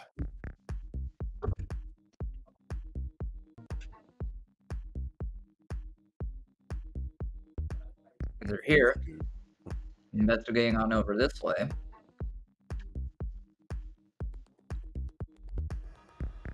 So there's some hills over this way. And let's see if we can get the hills. We got the hills.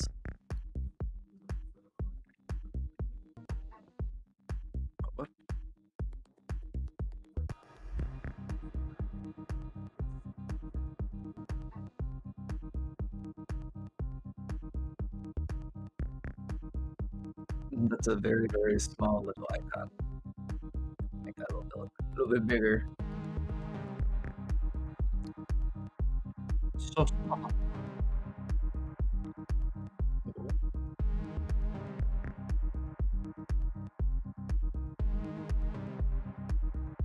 Okay, there's a hill.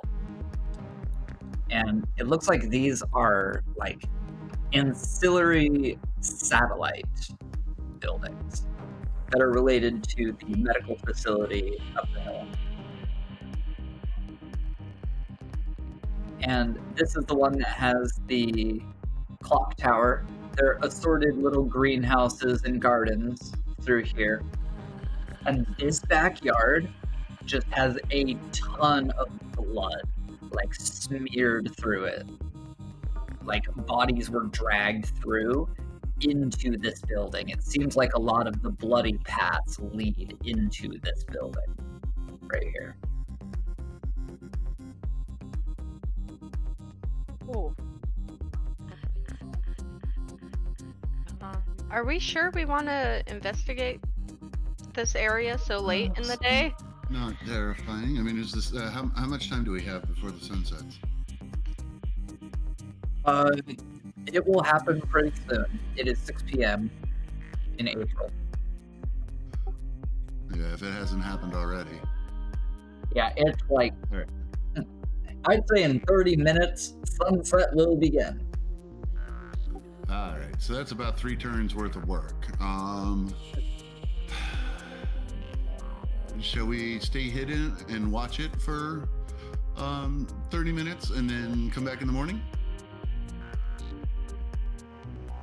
Or actually, like even that. better, watch it for 20 minutes and then spend the last 10 minutes in sunlight and heading back to safety or relative safety. I don't think that the sun will do us any favors for our safety. It was broad daylight when this thing attacked, whatever it was. Sure. Sure. The thing I'm thinking of is that we won't see it coming at night. Exactly. Yeah. Scary. Then let's watch if we're watching. All right. Yeah. So let's get most people watching the cottage area, and then have a couple of people switch off, making sure that nobody's lit the signal fire. And also keep an eye on the compound behind us. There's a lot of stuff to watch right now. There is, yeah. So how long do you guys want to spend observing things with the notion that 30 minutes and sunset will begin, and stealthily making your way back is going to take an hour or a little more?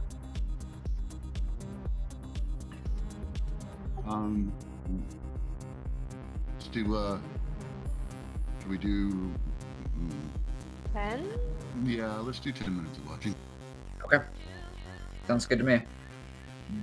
So, in the 10 minutes you spend watching, the bell tower does not ring, the wind does not move it. It seems like deliberate action would need to be taken to set this thing off. Also, in the backyard, you see 2 oil barrels sitting out there. These are industry standard oil barrels. Everyone in the world knows that they're flammable. You don't see any movement. The air is very still, but chilling. It's probably the tension. There's a small lake to the south. Roads Anything special in the lake? I definitely don't recognize the bodies in the water. No bodies in the water. It doesn't look like super murky, nasty lake. It actually looks quite clean.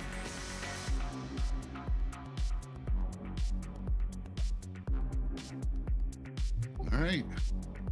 How hard would it be to fashion a flaming bolt and shoot one of the barrels? Ooh. Ooh. Mm. How heavy is this barrel? Is it a ton? 250 gallons? I'm trying to remember what the standard unit is for a barrel of oil. I know that's a real thing. Is it 50 gallons? A ton is TUN is 250 gallons. That's like the standard size of barrel that you would see on a Well, it's not sailing ship to holding water. It's not a ton. Are you talking like half the size of a person, but like a foot and a half around? Yeah. They're 55 gallon. Okay. Yeah, that's what I'm thinking of. All right, so what's 55 times 7? And there's 2 out here. All right, so they're going to weigh a little bit more than 400 pounds because oil is heavier than water. How much are Actually, they worth that's not on the true. open Oil is market? lighter than water. How much are these things worth on the open market, though? Fuck, I don't even have an idea. I don't even have an idea for that. I think we would take the price of lantern oil. How And much is we a would... ration of lantern oil? Is it? Lantern oil comes in a vial of like a palm size. Like it's a little flask. So how much is contained in a flask, and then I think we can figure it out from there. I don't think we need to crunch the numbers right now, but I think that'll be the metric we use. Almost more useful would be when we storm this place, would be taking at least one of those barrels and putting it at or near the entrance and ready to tip over. Or we could ransom it back to the rest of its barrel family. Right? Oh my god. But yeah, so position it near the entrance to this bell tower, and if we have to run out quickly, we can tip it over and light it and run. So you're telling me I don't get to shoot one now, and I have to wait until we can recover them to transport them up to the entrance of the... But I wanted to blow things up now. Sadly, it is the most... Okay, so nothing from the place behind us, no signal fire or anything? Nothing going on. It looks like things are safe in your neck of the woods. All right, let's head back and come back in the morning. Sounds great to me. All right. So you guys mosey on back. Back up here to that weather station. And your hirelings are asking you if you saw anything while you were out. Gore. Lots of gore. And nothing else. Very suspicious. Let's fortify as best we can. So are we just gonna do a loot and scoot then? Are we just gonna get this lycanthropic thing and leave? Possibly. It depends on what we find in there and how nasty it is. And whether we kill everything around here or not, that poses even the slightest bit of a threat.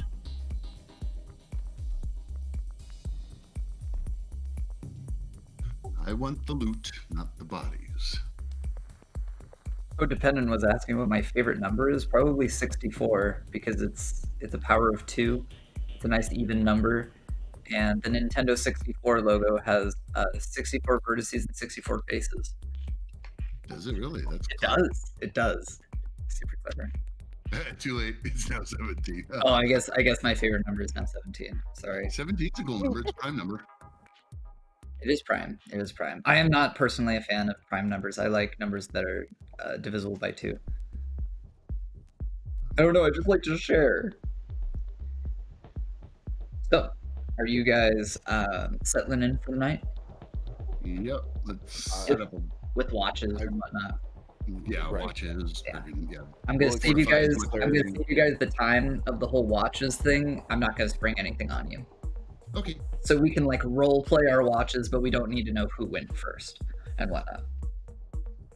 Well, we So- make the cleric go first so that he gets his uninterrupted rest time after his watch. I guess. Yeah. I'm not changing my spell, so I don't need sleep. So we got Tuesday now.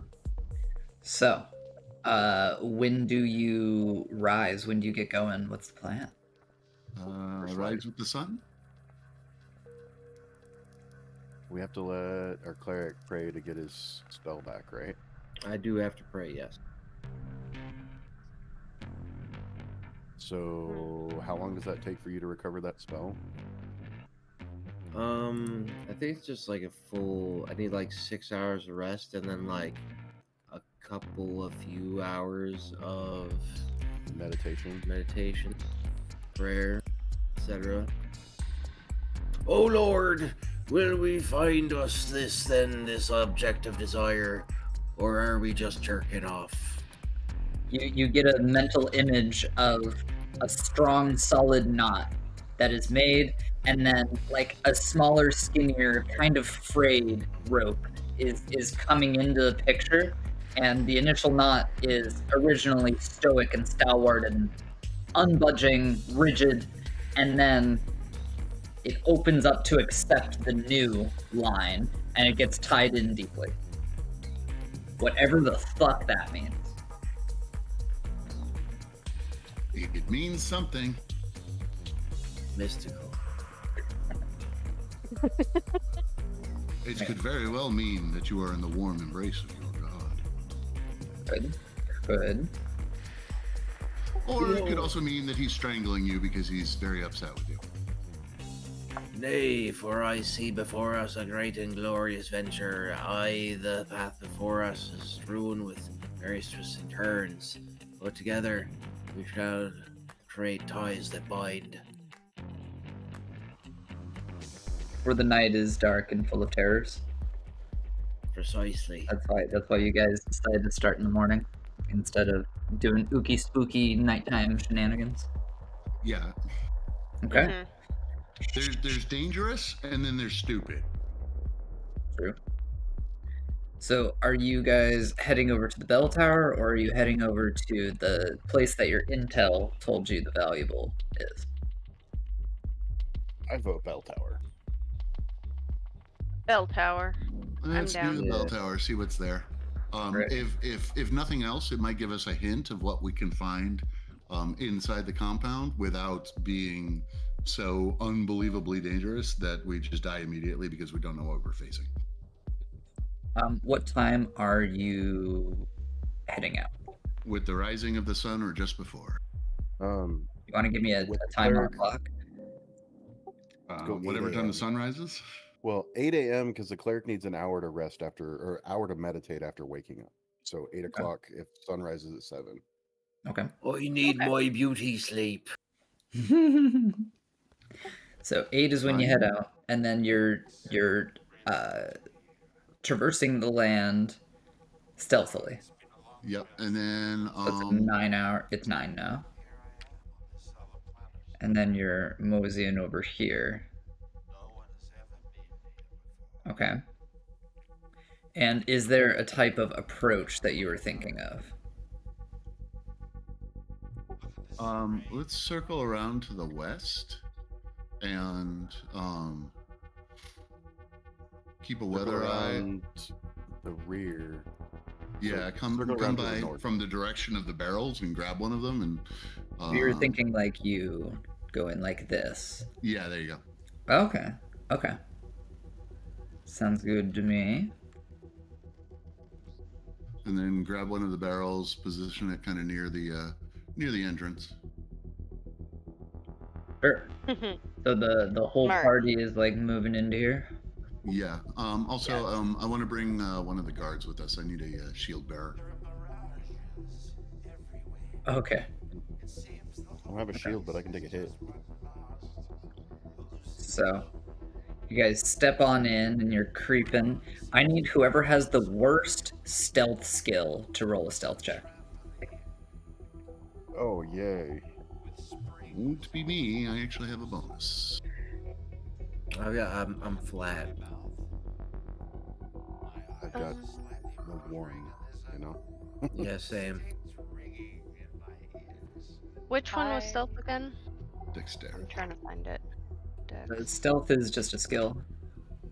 It's a d6. I think elves actually have a bonus, so it's not going to be an elf. It's going to be me or the other You dwarf. are thinking of halflings. Surprise, bonus. I Oh, think. halflings. Correct. Or surprise, yes. Elves aren't surprised. Yeah. They're surprised a lot. Yeah. It's just a dexterity check, right? There doesn't seem to be a rule attached to it. There's okay, so there's a stealth d6 skill, and then when a stealthy individual encounters another individual, we roll surprise on both sides to see who gets the advantage. Okay, you keep saying the word skill. I'm not seeing a skill somewhere. Where You're not seeing stealth on your character sheet? Common activities. See where all those die I'm are? not using a character sheet. Durr. I'm just looking at the rule book. Like page 40 has stealth. Go to the rule book and then go to the character sheet on the rule book. It's like the very end.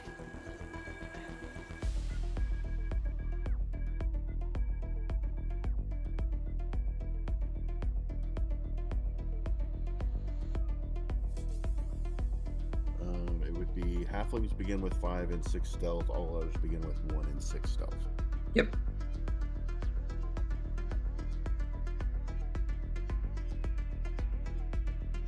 Okay, so I'll do it. I don't care. For it. Good luck. Yeah, I did not pass. All right. I'm also big and clunky, so So now we need to roll to determine surprise for, I think it's for every individual. Roll surprise. Oh. I think that's how it works. Okay.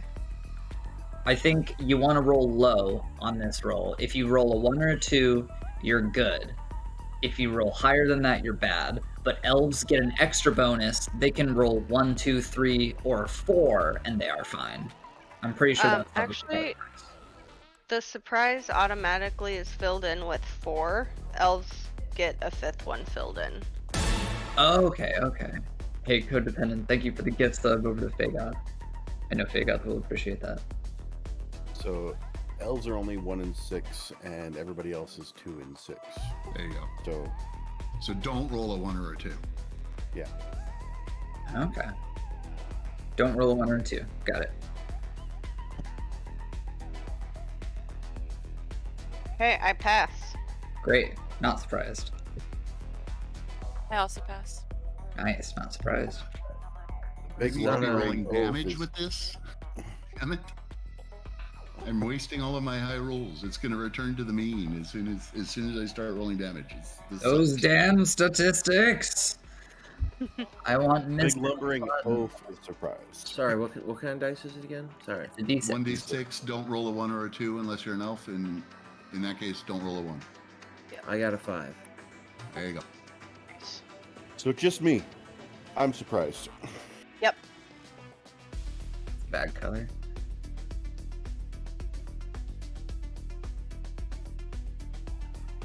Okay. And then...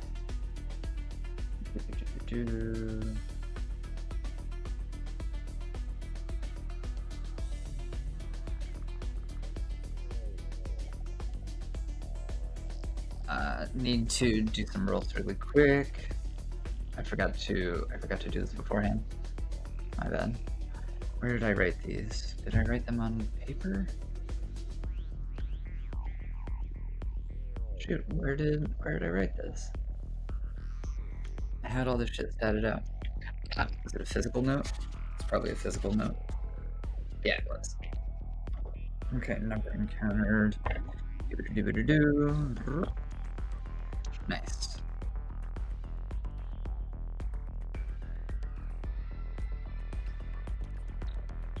There we go. And then I can take this.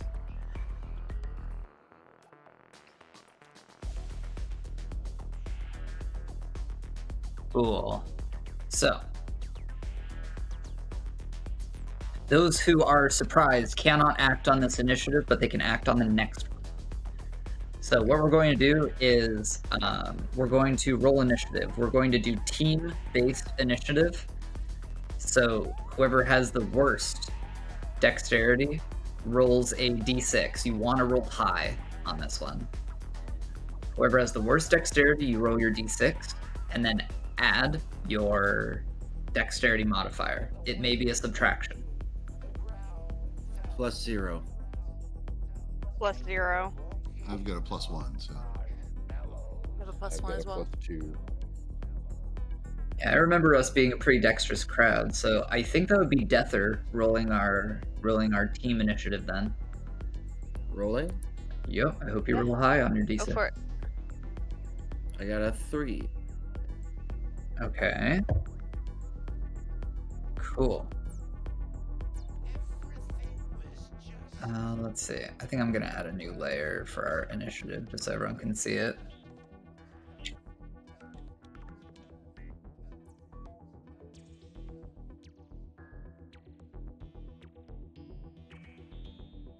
Yes, that says bats.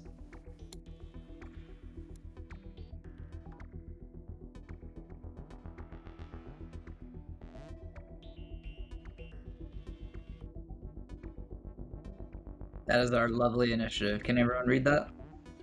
Yep. Yes. Coolio.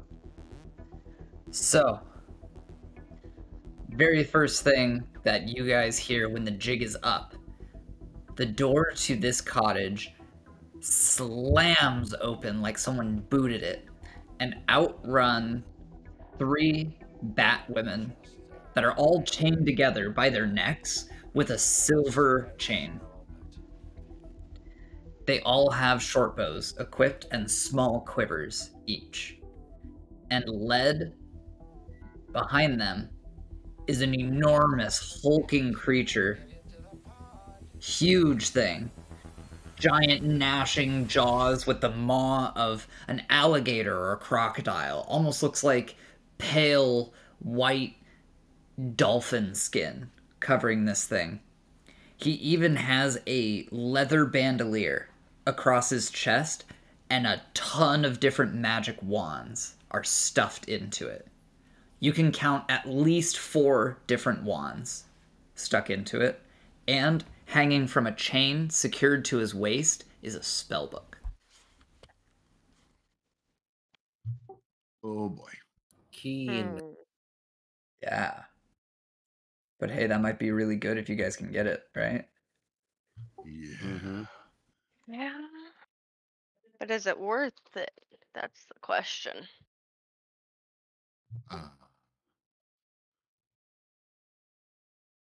These are Ours bat is not to women, right? question worth. Ours is just to express mirth. And also, you said he's got a bunch of wands on a bandolier? Yeah. So we're going to have to go through and check those. Mm-hmm. Maybe just ask him. Maybe be like, "Hey, can we see those?" Right? Hey, buddy. Hey, bud. You look hungry. You want some jerky? He probably loved jerky, wouldn't he? I forgot to mention one more thing. He has a copper crown on his head that's like squeezing his head because it's so enlarged. Oh, Lord. I would like the whole party to roll an intelligence check. Roll your d20 and see if you get your intelligence score or lower. I need to be making combat rolls. Another fail? Damn, son. I'm sorry. It's just the day that you fail rolls, clearly. You said or lower, correct? Or lower. Hit it or lower. Success. Fantastic. The Success. dumb dwarf passed. So, anybody that passed knows that this is the crown of an old lord. You guys all know Lord Reginald, but do you know of Lord Waldrick? Lord Waldrick was the previous lord who owned like West Europe, including this area. But then Lord Reginald took power. No one had seen Lord Waldrick in a long time, and it's shrouded in mystery what could have happened to Lord Waldrick, but here's his crown on top of this creature. Lord Waldrick, for those who passed, was a magic user.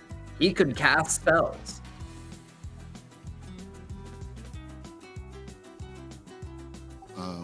And what does he look like now?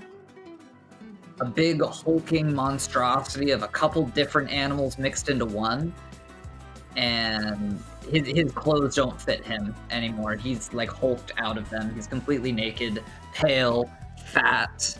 His proportions are all crazy right now. He's not like a perfect form of physical perfection.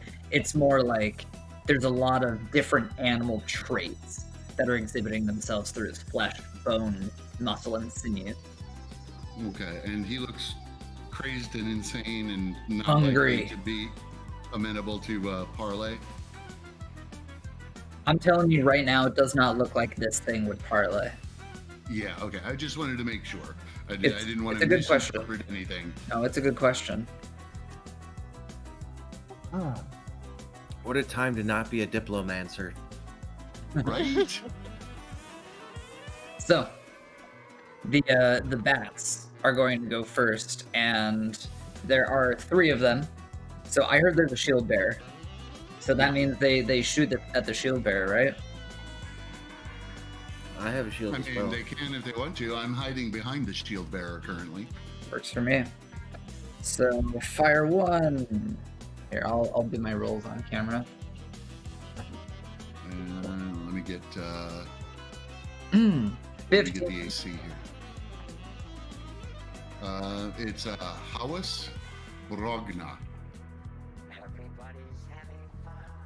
How's Brogna? Human guard. Yeah, he's 1 hit point, but AC 16. I didn't roll surprise for him. Ah, okay, hold on. I can do that. I just rolled it, and he is not surprised. Oh, okay. Yep. Good. I'll let you roll it next time. So a 15, does that hit? No, he has an AC of 16. Ping! Arrow gets lodged into the shields. I need to Yeah. take a note. Yeah, Hawas is here for the money, so that he can buy some gravestones for his family, because, or her entire family died of zombie rash. Oh, my. Okay. One arrow lets loose. Another arrow lets loose at the same target. Here, we actually have a dice can. Oh, that is a big fat natural 3. So that's a fail. Completely goes wide. And then I'm going to roll a die to randomly determine the next target. How many people do we have? We have 1, 2, 3, 4, 5 adventurers, and we have 1 hireling, right? Yes. That's a d6. It's the hireling again. Man, they're all just shooting at the shield bearer. Poor Hawas. Shiny. Natural 12, that is another big fat miss. And her 1 hit point. And her 1 hit point? She has 1 hit point.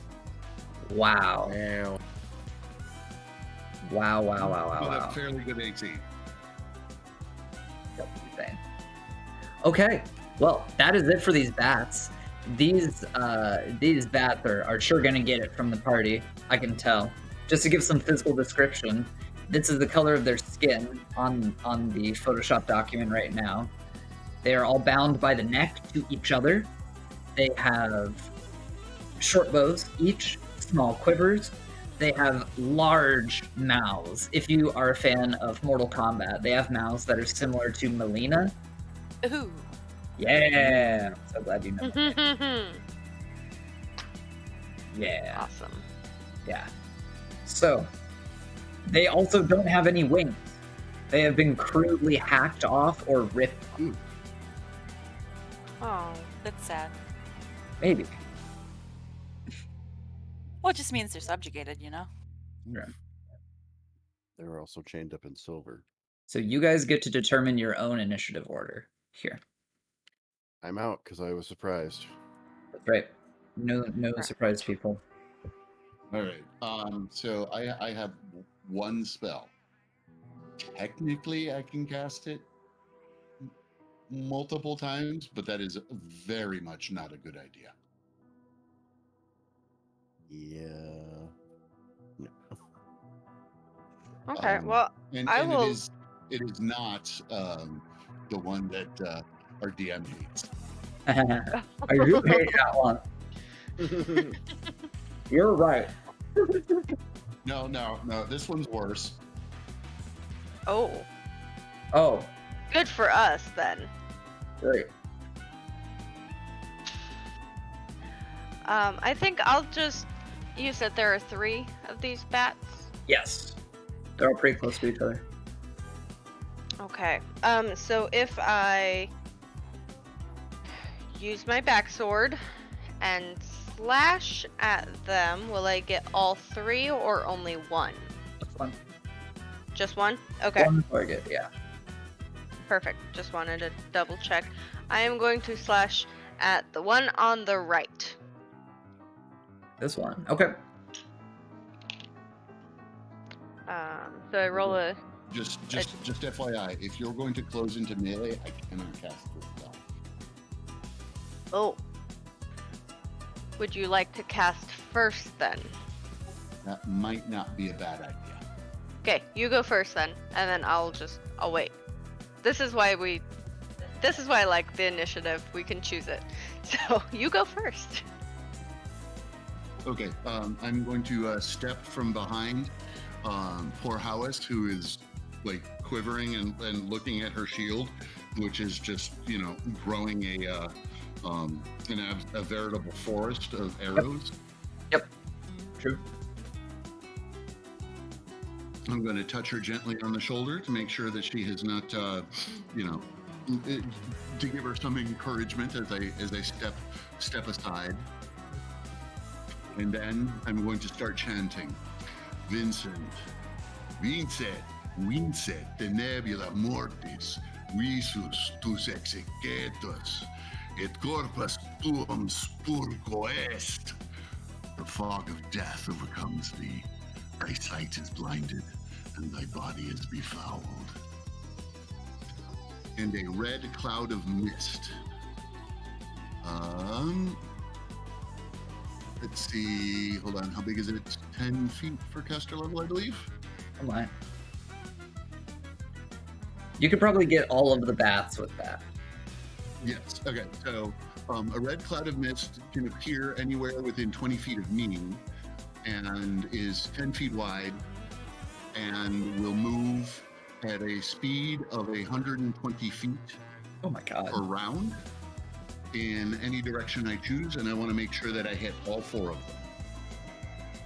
Okay, I'm just trying to think, is this going to go to the pier? No. Okay. Just had to make sure. Cool. So do they need to roll saves here? How does this work? Yes, they need to roll saves. Everybody within the red mist needs to roll saves, and because I'm only first level, this red mist only persists for 1 round. However, the effects will last for 1d6 rounds. Okay. What do we save versus? Save versus spell. Okay. And I put a copy of the spell in the thing. Also, I can cast this again if need to, but then we risk me casting on the miscast table. And if you look at the miscast table, that's a very not good idea. Speaking of very not good, that's a natural 1. So that is a big fat fail on that one. That was another fail. Damn. Okay, so all 3 bats fail. And then what about our creature? Come on. Everyone failed. Yes. Every single one failed. So what happened? All right. So they attack anyone within sight as fiercely as possible in the following order: whomever is within immediate striking distance. Oh God! So they're gonna rip each other apart, is what I'm hearing. Yeah. Then after that, whomever has been touched by the mist but isn't affected by it. Then whomever has been touched by the mist and is affected by it, and only after that, whomever is closest. So they're going to tear each other apart until there's one standing, and then they're going to tear you apart, is what I'm hearing. Yes, and hopefully while that is happening, we can pepper them with arrows. So how does the miscast occur? I can't miscast as long as I am under my number of spells per day. Oh my. Okay. But as I'm only level 1, I can only cast 1 spell. The rage that you saw in this creature that has Waldrick's crown on seems to be ever present in all of these bats. They're just ravening for each other, but because they've already gone, they can't really act on it just yet. So we move on to other people in the party.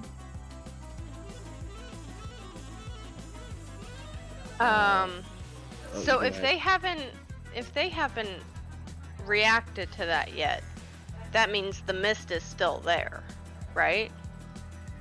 It has traveled 120 feet from its point of origin, so I'm not entirely certain of the scale, but by the end of the round, it's well beyond. I'm intentionally trying to keep some of the scale vague so that it doesn't just turn into like a video gamey scenario of, oh, I want to get immediate, like barely within my range and then cast it and then leave kind of thing. I want it to be kind of vague because combat is chaos.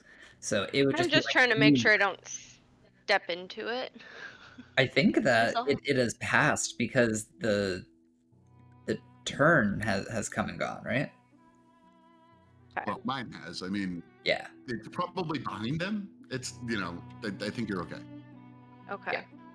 Cool. I mean, you're not going to be dumb enough to step into it, so if it's still there, don't. Yeah, I'm just going to hold my action to attack any one of them that comes towards the party. Oh, go ahead. No, you. I was trying to make a decision, so trust me, you. I just don't want to fire in the direction that you're going, so I guess I'll quickly ask you, which one do you want to go for? Or does it not matter? I guess it doesn't matter. Doesn't matter. Alright, I will shoot at whatever bat is closest to me. Sure, so it'd be this one right here. And that's a hit. Oh my. What'd you roll? An 11, but my dex is +1, so it's at least higher than that. Yeah, right on. Okay, so roll your damage. Sure. I somehow have lost my character sheet because Oh, no. I am a messy bitch. Um, So I don't know what a light bow is. Is it D4? I think it's a D6. Okay. D6, I believe, yeah. Okie doke. It's gonna be a fat 1 damage. Big, Ooh. huge, massive. It sticks right in her leg. Makes a satisfying thwomp as it impacts bone. Seems like even though it was a 1, it was a solid hit on her. But she doesn't seem as concerned about you as she is about her mates. Just this blood rage inside of her. Alright, what else from the party? What we got? I will try to completely take her out, then. I will hit her after she gets hit with that arrow. Or try to, anyway, with my back sword. Oh wait, Do you're a character. I know missile? Excuse me. Sorry. I know missile weapons benefit from dexterity to hit. Do they also benefit from dexterity for damage? No. Okay. No, there are no additions to damage. It's just dice in this system. Oh, nice. So not even strength does? Correct. Ooh, cool. So you're gonna run in, and you're gonna let loose a vicious stab, a slash, a slap, a pommel strike. What's up? Preferably a slash. But I'm trying to get above my score, correct? You want to roll your d20, and then you Mhm. add your base attack bonus and your strength Yes. modifier. You Yes. on your character sheet, if you use the standard one, it has like melee as one of the options. Yeah, I have that, but what am I trying to get above? Oh, They're you don't know. AC, and I will Oh, not okay. reveal that. Yeah. Got it. Then it's quite sad, which is why I was asking. It's a 12. A 12. Yeah. Roll your damage. Oh yes. Nice. 12 is base AC in Lamentations. Awesome. You landed right on it. Good stuff.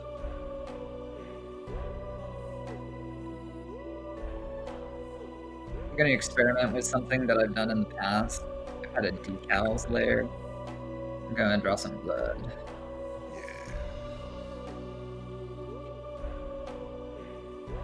Damage 4. Or, oh my. This is a lethal strike. How did you kill her? Oh.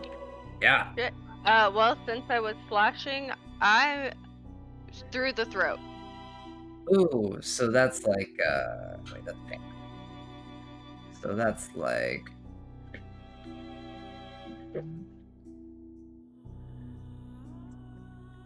And then a big pool of blood. Bleh. So I want to see what that looks like. It's been a while since I've drawn like blood decals. I normally do this with a pressure sensitive tablet, but I haven't gotten that thing to work in years. All right, excellent. So now there is just weight on this chain, and they're going to be a bit less mobile than they were. Let's concentrate on the big bad too. Yeah. All right, so you are deep in it right now. What else from the party are we doing this turn? Scroll back out so you can see initiative. I think that's everybody unless the hireling is attacking. Yes. I And think the the hireling hireling attack? is- I think they're basically just like an extra target, aren't they? Yeah, I mean, she can attack, but only if she. Well, I'm just gonna say she's not there to fight. She'll defend herself, of course, but she's not there to fight. Oh my god. She's there to put a shield in front of me because I'm squishy. I noticed something really stupid about our music bot. You only get a certain amount of music plays. That's really stupid. That's really stupid. They're like, go vote for us on this website and you can keep using it. I really hope that it's unlimited after that. That's so shitty. Just no music? By the way, that's on screen, Scooting. Oh, is it now? Yeah. Can't do that. Thanks for the help. Also, I heard an ad earlier. Did anyone else hear that? Ad? Mm-mm. No? Maybe Okay. you're it not wasn't. subscribed to the Twitch? I don't know. Yeah, I don't know. It was weird. It was Alexa, but I think I have a sub. Yeah, it was a thing for Alexa. It was weird. Not sending the fucking code. You're killing my momentum, dude.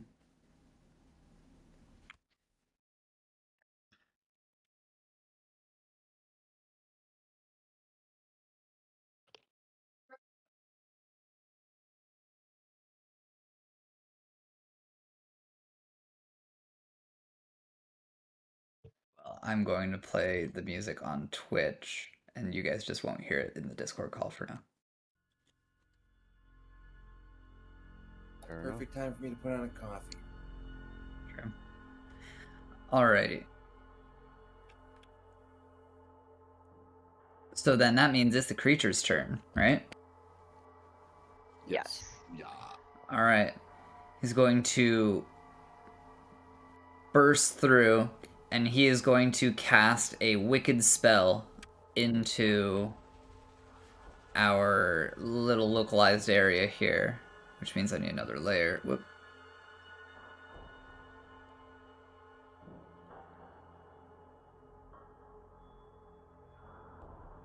So the spell would be about this size.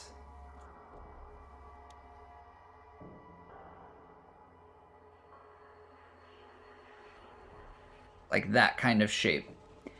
And everything inside of this shape is going to get frigid.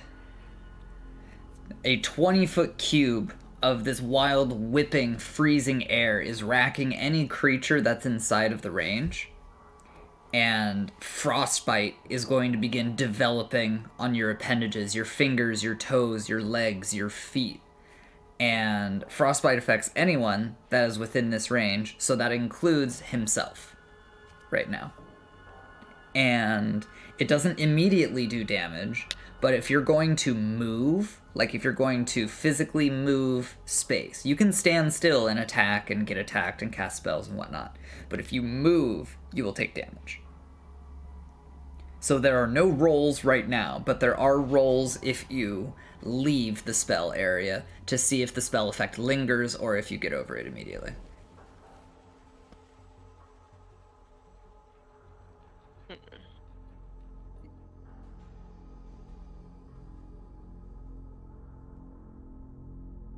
Okay, so I voted on the thing. Please tell me that I can play music now. We're gonna try. Gonna try playing the music.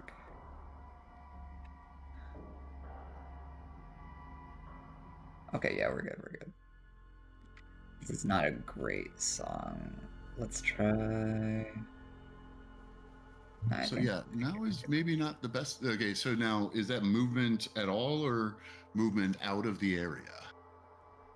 At all. Okay.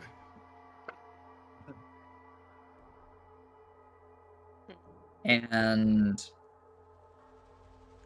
so we see it? he held up his spell book and put his hand onto the spell book and thrust outwards, and it made a sound like crashing thunder when this came out of his hands.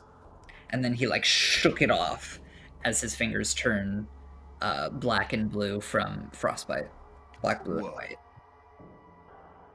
And that is the end of his turn, so we are over to the bats now. And the bats are going to be ripping each other apart. So this one here at the bottom is going to leap onto this one with her mouth. She's going to attempt to bite.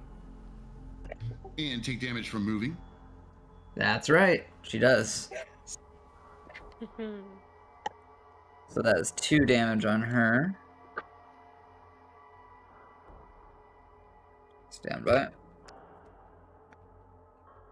I would like to inform everybody that I am making coffee, and coffee is delicious. Okay, so she's hobbling, and you hear her yelp in pain, and then she leaps onto this one right here, wrapping her legs around, and she grabs her foe's wing nubs with her hands and plunges her teeth in. Oof. Dealing 3 damage.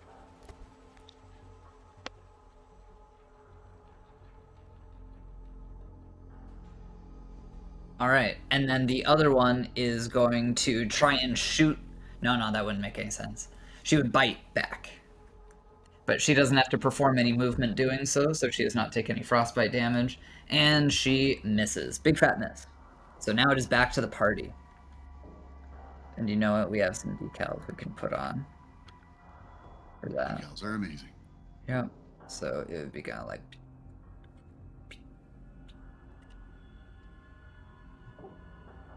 All right. Should we concentrate on Big Bad? Yes. I think so. Seems that way. Where? Because as soon as those bat ladies kill themselves, Big Bad is going after you. That's not good. Yes. We need to bring him down quickly. Yeah, poor Tina's out there all alone. If they died, she's next, according to that Misty spell. Does someone have the holy waters rules to hand still? I know that if the creature is not otherwise, if they're just a normal ass creature, it brings their AC to 12. I know that. I don't think that big brown dot is a normal ass creature though.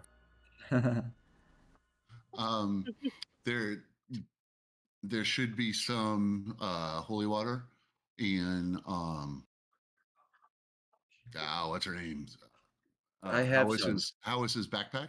You I should have be able some on me. Oh, okay. I am a cleric. I guess it's just a ranged attack, so let me try that.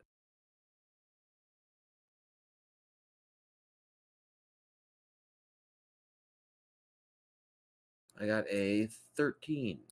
That is not enough. Damn. I'm sorry. Well, the vial goes flying and shatters elsewhere.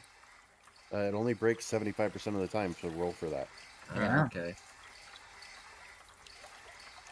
I'm gonna say that 100 or lower is good. Holy shit! I rolled a 96. It's fine. Oh, so it just goes pink. Yeah, it bounces away.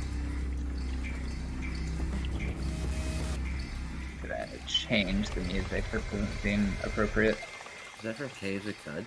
It is. Nice. I know Caves of Cud music anywhere. I also have Slowly learning it. what is the place called? Java or something? Jabra? Joppa. Joppa. I have the Yeah. Joppa theme as well. Hell yeah.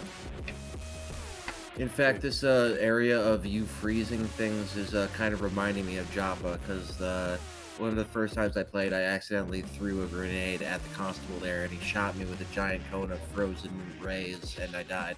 That's awesome. I love that game. Shit. Question Yeah. for you, So much. I also got frozen the other day by doing something similar. Lovely.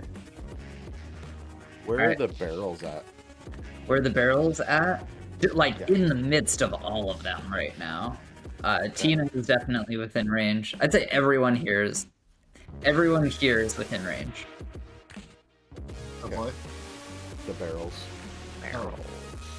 Yeah. So what are those little boxes between us and them? You saying like these guys?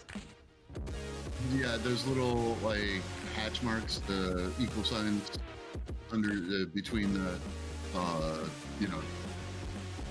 the little rectangle things. What are those? Are you talking about these ones, or are you talking about these little ones? Yeah, those little rectangle things that aren't quite fully rectangular. They're just So kinda attached. the little ones are hospital beds. Okay, and then what's the big one? Greenhouse, not used. Got it.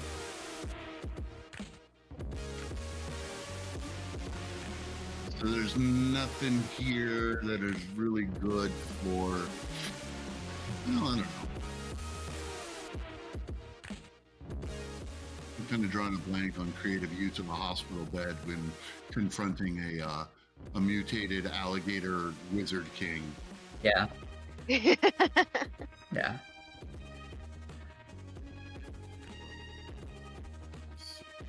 Well, all I know is I'm not gonna be moving. Yeah. No. Can she reach anything? You can reach a hospital bed. You can reach the dead, the dead bat. Oh. You can reach No. some stones at your feet.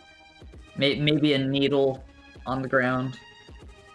You know what you could do? Pick up the dead one and yank on the chains and toss them to the ground. Ooh. So, So if I move, that's not the issue. It's just if I move out of the area. So you remember like if you move at all. D&D, Move it all. you know how Okay. like D&D works, where like you spend your movement speed on things? If you were to spend any of your movement speed, you would take frostbite damage. I don't think you have to physically move to grab the one that's at your feet. Correct. Correct. I would not. Yeah, that would be a grapple though. So that. And if you are trying to pull her, you're going to have both hands free, which means sheathing your sword. Do you have a shield? I do not. Okay, so you'd be able to do this in one turn if you use your reaction to sheath and then action to wrestle. Or you could drop the sword. Sure. It's not like you're going anywhere. Not until we can dispel that stupid thing. I mean, that guy looks really strong. He might yeet her into the sun. Yeah, I'm definitely not dropping my sword. In case I get yeeted somewhere. But I do like the idea of sheathing it and then getting the other dead bat and pulling on the chains. So, yeah, I will.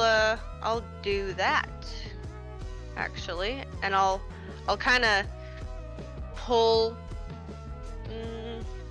So for me, it'd be pull to the right. Okay. So this is a contested strength roll. Okay. So let's roll.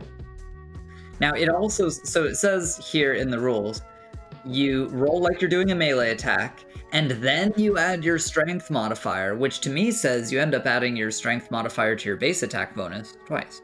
So roll like you're doing a normal melee attack, and also add your strength again.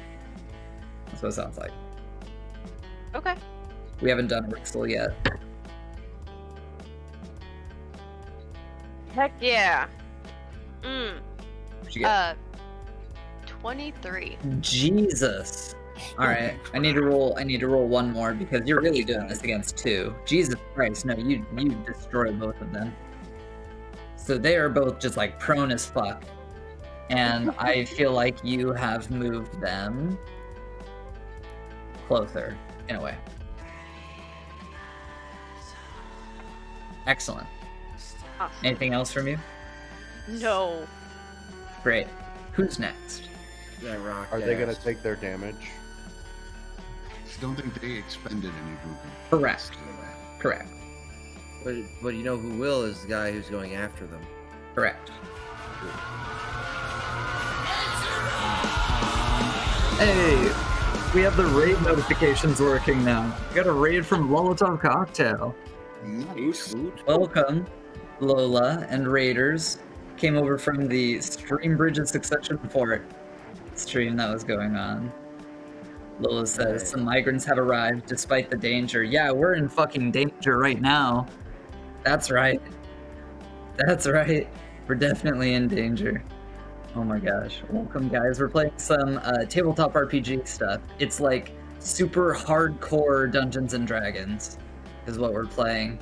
And we're in a fight with a freak of a menace. Some hulking, gnashing, muscular, fat, pale, alligator, crocodile, dolphin type man who's wearing the crown of a missing lord on his head and has a bunch of different wands in a bandolier across them, along with a spell book.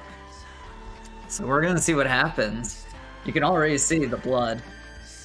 So we want to keep the bat things alive as long as possible. Ah, not a bad Here's a- plan. Now, is he technically out of melee right now? He could attack this one. He could attack this one. Yo, Code, thank you so much for the gift subs. Appreciate it.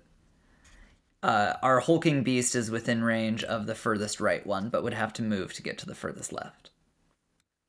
Okay. And then, are we within walking melee range? Oh yeah, you Of could walk him. in there and of him? You don't know Yes. what his movement speed is. I would say maybe. Right. I mean, just considering where he is now, if somebody wanted to walk up to him, avoiding that spell effect area, would they be able to whack him with a sword? Yeah, like if someone in the party moved over here and did it, yes. Okay. Yeah. That's okay. Well, so if I were to shoot into melee, would it just be those two that would be shooting into melee against? Or would it be... Yes. The way that I interpret it is you are rolling for whoever is within melee distance of your target. Okay. That's how I interpret it. I mean, there may be like corridor scenarios that we run into. Right. So that doesn't give me much that way. You know, he's also a pretty big bastard. I feel like we could probably avoid some of these rules because I've described him as a hulking monster and he's large. Also, the two Batgirls are on the ground at the moment. The only person That's we true. have to avoid is not in melee range of him. That's true. Mm-hmm. Okay.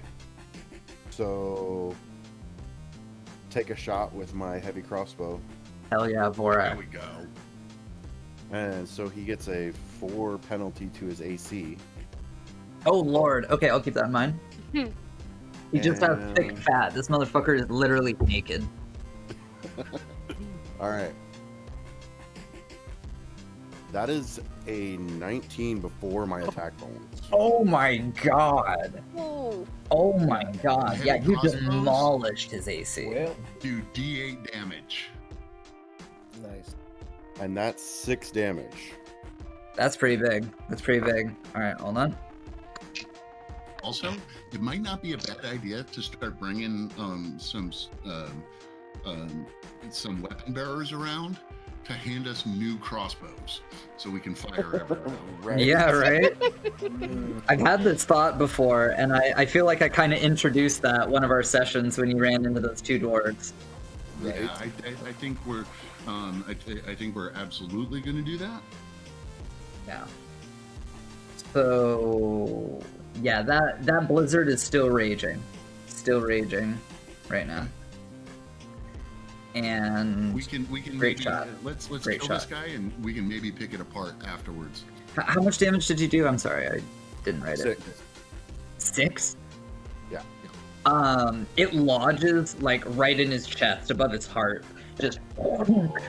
Just a big, heavy crossbow bolt sticking out of him. High velocity. I'd say it buried so deep it nearly reached the fletching. Jesus. Shot it. Yeah, really deep impact from that. Lots of tensile strength on it. Excellent work, Vorak.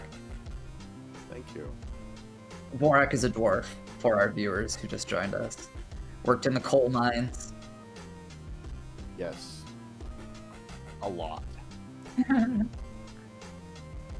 So much that his skin is permanently black with coal dust. Yep. Super cool.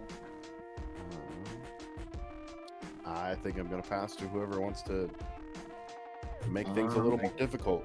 Let's see. Has Keith gone? I have not. All right. So I will once again just be shooting because my strength is abysmal. Sure. Join the low strength club. So I rolled a 17, and then I add my modifier, right? So it'd be Yeah. 18. Wow. Who's this against? The hulking monstrosity. Hulking monstrosity. Yeah, that's a big fat hit. Go ahead and roll your damage. It's gonna be 4. Oh! And Damn. I'd like to let everyone know that the total number of, I guess this little calculator keeps track of like everything you've rolled, so my total is currently 69 tonight. Ooh, nice. Nice. Okay. Shit. Well done.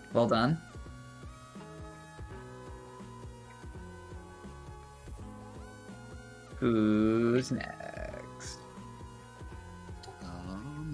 Okay, is there anybody else who has not gone? I guess there's me. And- I'm going to do a maneuver that I've done before. I'm going to tie my 50-foot rope to my monkey fist and just kind of like swing it over my head and hurl that thing in that guy's direction or whatever it is. Nice. Okay, so that's a ranged attack. So go ahead and roll me a ranged attack. Humming up. Out of character, kind of want to steal that for a shovel. That would be horrifying. Oh my god, Ooh. just throwing a shovel. I got an 18. An 18? Yes. Good Wow. god. Alright, roll some damage. All right. This bad boy's a D8, and I got. What the fuck is it? It's a medium weapon, quote unquote. And I rolled max damage for an 8. Nice. Bonk. Oh my god. I launch a bonk. Kronk. Oh my god. You throw it and it impacts his disgusting snout and it like breaks it. It like twists it sideways so that his mouth doesn't close evenly and he starts to gush blood out of his mouth, kind of like a I won't light be casting fountain. spells anymore. Good lord. Our time in this plane is so short. I am not scared. I fucking love you. Excellent reference. Excellent Dorfort reference. Alright.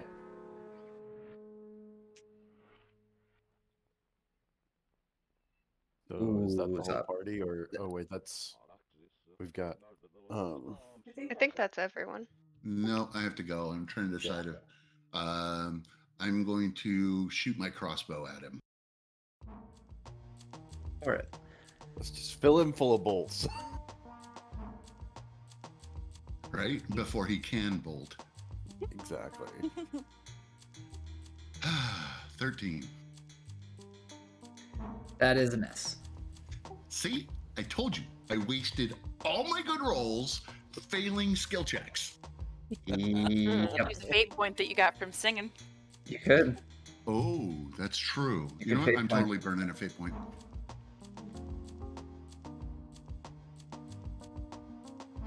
17. Much better. Hey. Much Woo. better. Alright, roll your damage. He's better, much better. Much better. Four. Fuck me. Did you say 4? 4. Alright, this We're is not a playing golf. this is a lethal strike. Where'd you hit him? Oh, he died. Yes. Yep. I'm Nice. going to say that the monkey's paw breaking his elongated jaw caused him to scream and Mhm. roar his head back, and his flailing lower jaw left me enough room that the bolt enters into the bottom of his skull and exits out the top passing through the ring of the crown. Ooh, like a hole in one. As he's Yes. going down, he fumbles at his bandolier and pulls out a wand that has a dragon's head on it, points it at you, and just collapses before he can use it. Oh my god. So I'm pretty Oh my sure we God. just have 2 bats to deal with at this point. Who are very busy attacking each other. Well, Yeah. they're on the ground, but ready to kill. When each does other. when does that end? Don't know. That's your spell. Until Yeah. they die? Oh, the red mist. I don't know. Oh, that's 1d6 rounds. Hold on. Oh, so 6 it rounds. might be 6 rounds? Jesus. Also, Wow. this effect is gone now. So Oh, thank God. all of the frostbite effects are over with. I can move! Run away! You let's are surround still them like while they're afflicted attacking with each other. frostbite, but you won't have any mechanical repercussions, open story repercussions. Great. Let's surround them while they're attacking each other and just stab them to death with like spears and swords and shit. Just make them die. Great idea. Sure.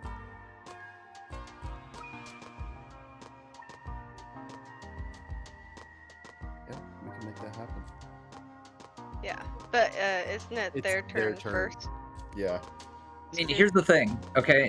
There's something that an old DM taught me. They were like, if the party has every upper hand in a fight, and it's very obvious that they're going to win, and all they have to do is reduce a little bit of HP, just let them have the win. Describe the gory results of their fight, but don't extend gameplay just because they haven't dropped all the HP. You guys are obviously going to win this, and you're not going to lose a person to it. You might lose a little HP, but I'm just going to give this one to you guys because you obviously took this. You obviously took this one. So you fucking squash these. Absolutely squash these guys.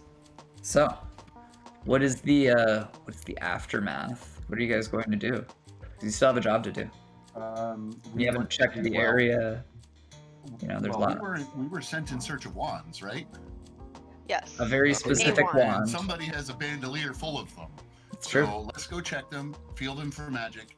Were we given a recognition thing for what we're looking for? They said that it was going to be a here, I'll make this big. So it was like kind of like this type of symbol, but it has like a semicircle where the tips don't connect. That is what is at the head of the wand. So like a half moon thing? Basically, yeah. I can bring up an image. Okay. Is that in the bandolier? So this right here is at the end, basically. It's based on a real medical device. Is that in the bandolier? No. Okay. Not in the bandolier. All right, let's grab the crown because that's going to be important later. With that crown, we might be able to fabricate Casus Belli against Reginald. You're going to fabricate what? A Casus Belli? Ooh, what's that? Cause for war. We can call him a usurper with this crown. Ooh.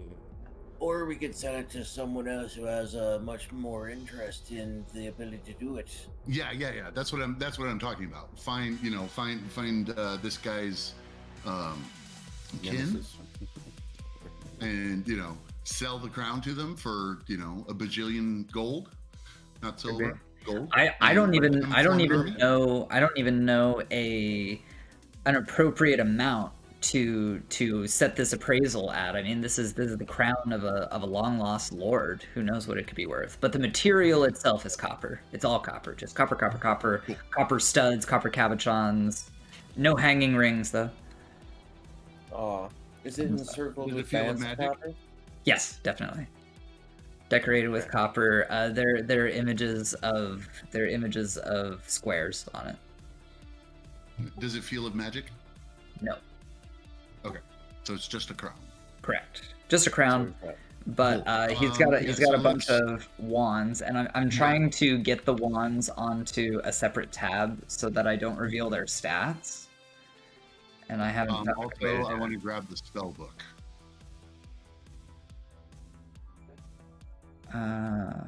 Yeah, the spell book. So you can read the titles of the spells, but you're going to need read magic to be cast in order to know what they do. So I'm just going to list them off quick now. There's a spell called Fire Bolt. There's a spell called Icicle Missiles. And there's a spell called Frigid Blizzard. That's what we have. Okay. And I'm going to try and put all these wands onto one Google Doc without their descriptions. This music is so obviously James Bond.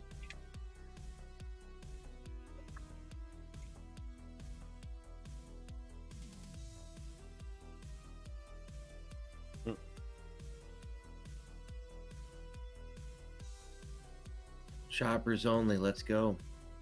Now, what do the rules say about who can use wands? Everyone. Everybody can use wands. Nice. All right. So here are the wands. Okay. Here's two of them. Ooh. That first one. Isn't it gorgeous? And this is the one that he was pulling out. He was about to cast with, but he died before he could. There's this one. There's this one. Whoa. Whoa. Whoa, everyone loves... Hold on. Oh, the death one. There are controls on this. Please just give me text wrapping. Inline. There we go. Inline. Everything in line, please. It'd be a lot easier to see them if they're all in line. I don't know why I can't select that one. It's so frustrating watching you 15 seconds behind, because every time I try and expand your screen, it just goes. Bleh. I love how it's just copied the same image multiple times.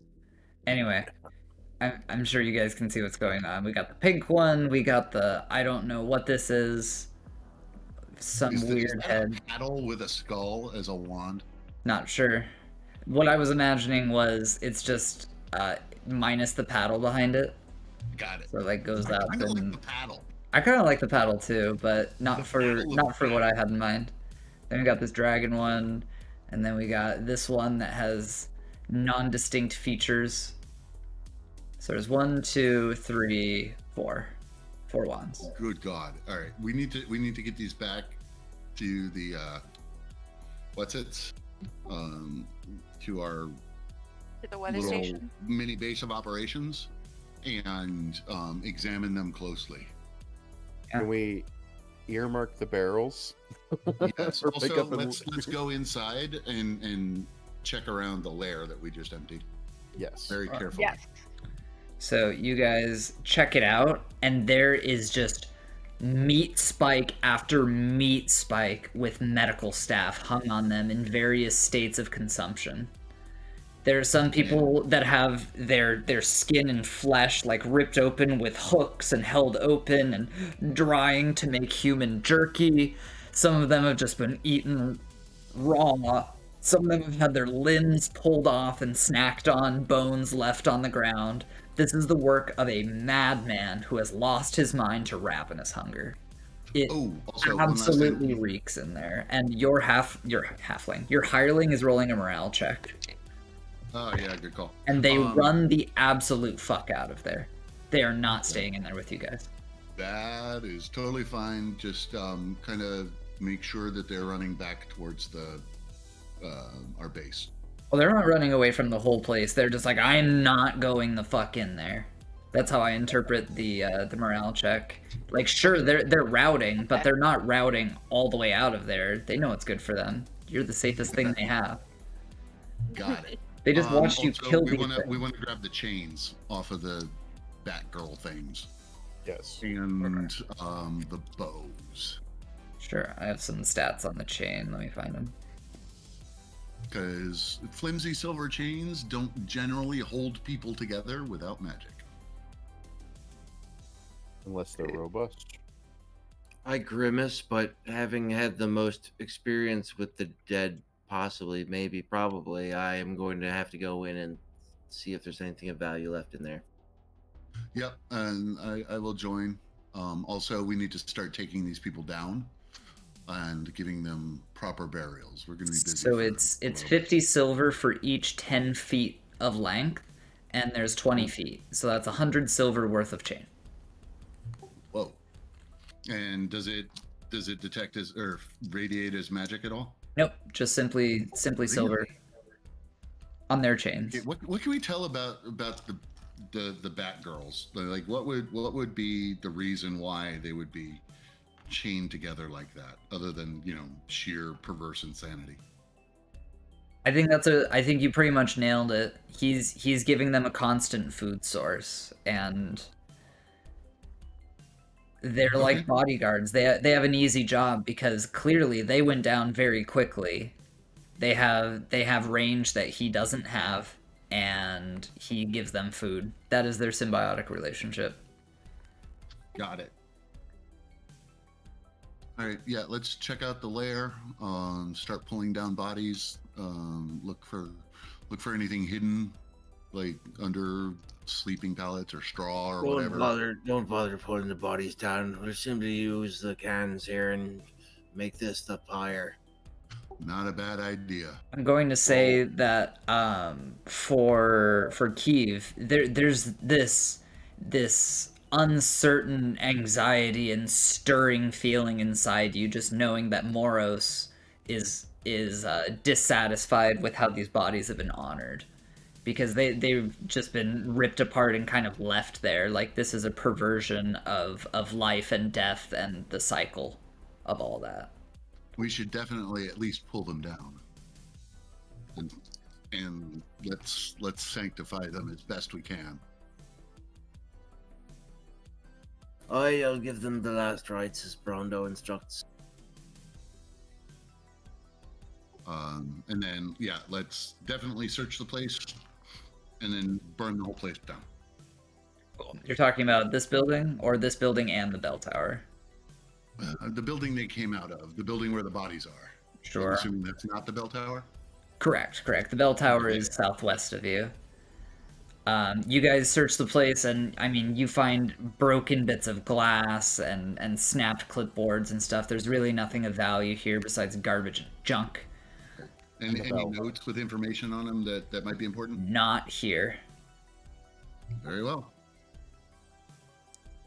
And you light it ablaze. Those that still have faces, I want to commit to memory so that in future, if we meet people who might know them, I will be able to say that that person was definitely buried properly. Gotcha. Yeah, that's a good idea. You know, if that's the route you're going with, I think there's let's see how many bodies are here. There's 5 bodies here, and all of them have ID cards. Okay, definitely. You can take those ID cards. I'm not going to come up with 5 names and unique backstories for all of them, but you can say 5 ID cards of medical professionals from this facility.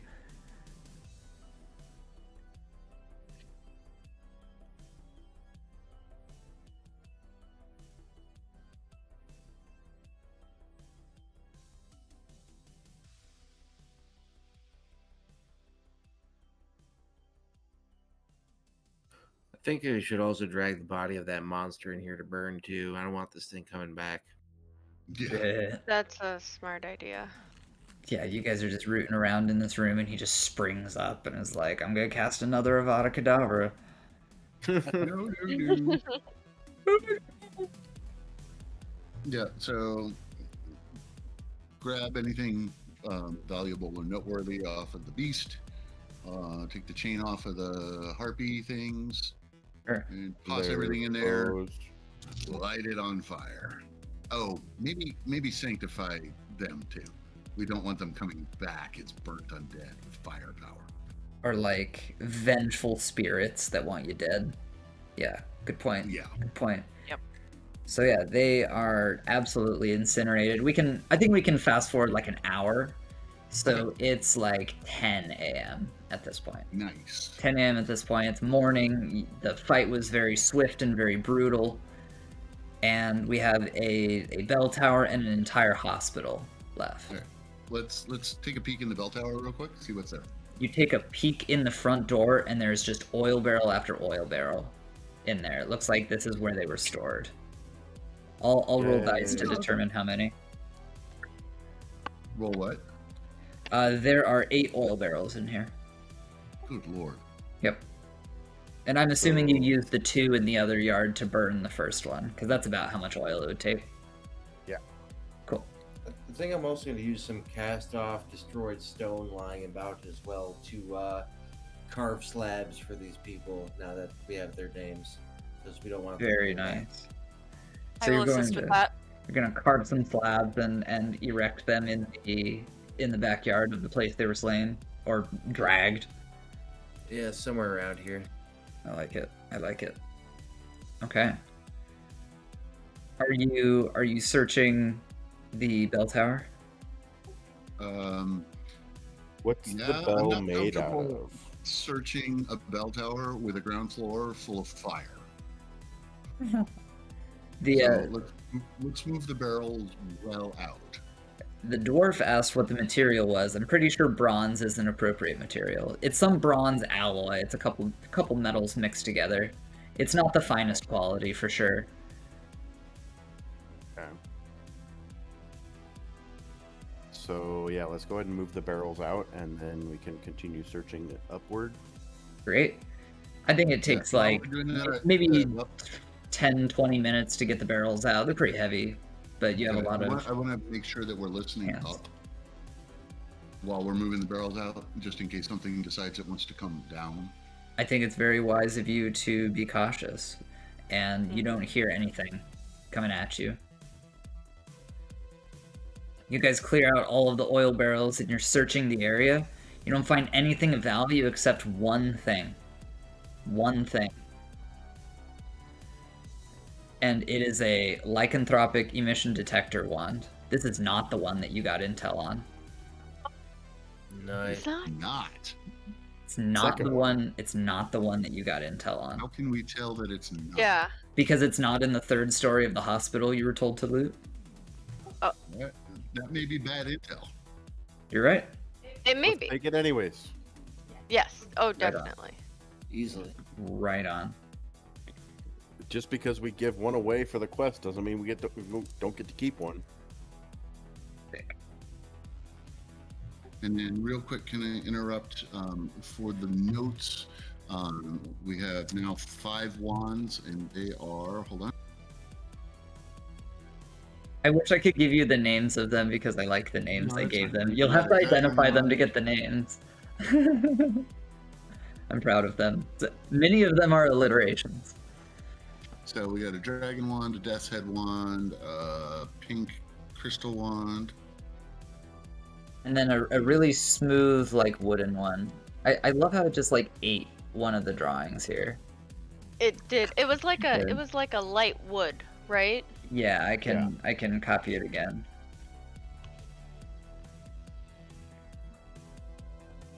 There. That's what it looks like.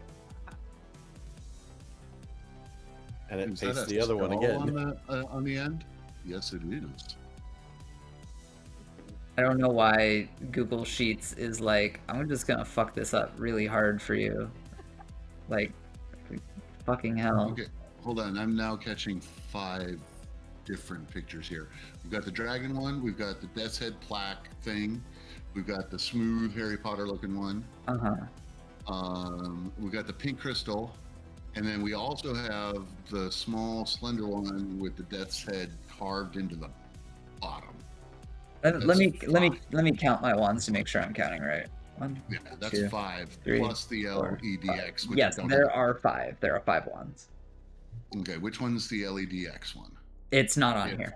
It's not on So here. there are 5. Okay, got it. Yeah, yeah. So you'll have All right. 6. I'll show you. I'll show you what a LEDX looks like again. Looks like this. It's like this on the end of a jet black cylindrical wand. Got it.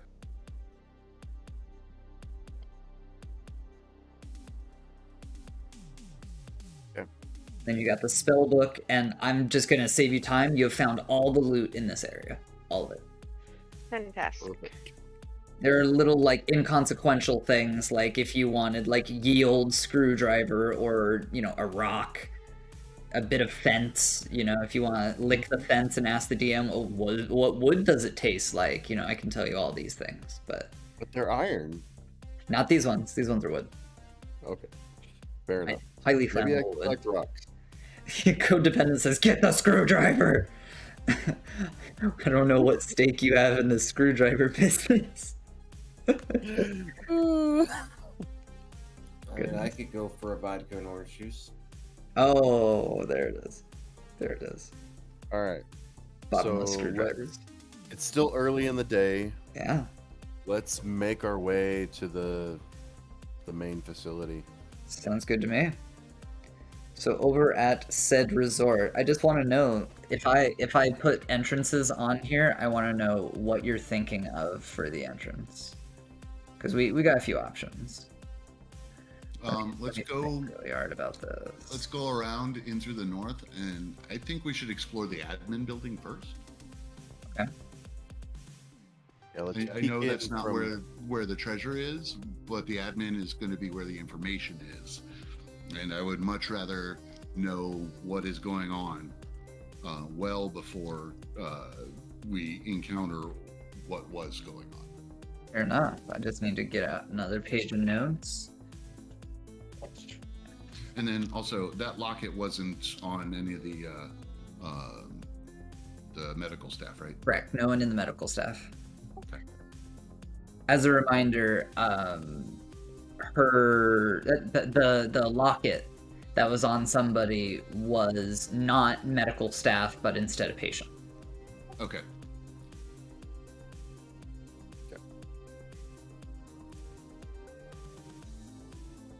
Cool. So you guys are headed over to admin. What is the entrance that you would prefer? Let's peek in through the hole in the wall. Yes. So like peek in Oh, through I the love hole? that idea. Right on. So you guys peek in, and it is just dead quiet. You can hear each other's breathing. There's not a soul in the area. And some of the things that you see are like bone saws and cleavers, like a bone saw here, a cleaver there. It's not like littered everywhere. There are folders on desks. There are glazed statues of medical professionals. Small desk art like paintings and potted plants. So just to speed things up, anytime we see paperwork, I want to make sure we examine it to see if it says anything important. If it's just like patient ate cauliflower today, then we don't care. Great. I can speed things up even more because you guys are going to be able to loot through all of this completely uninhibited. Completely uninhibited. No traps, no enemies. There is nothing here to stop you from filling your bags on everything. So, I have a giant list of loot that's going to involve some die rolls to determine how much you have. So I think I want to change the music, and we'll just like go down the list and just talk about a ton of loot that you guys run into. I was kind of liking that bossa nova music. I've got to step aside for a minute. All this coffee is running through me, so can somebody keep a running list in like the in the chat, and I will catch up to it when I get back. Yeah.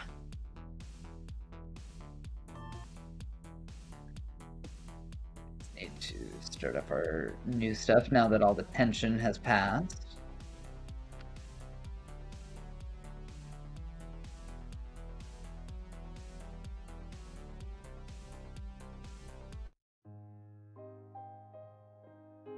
Just gonna skip a minute.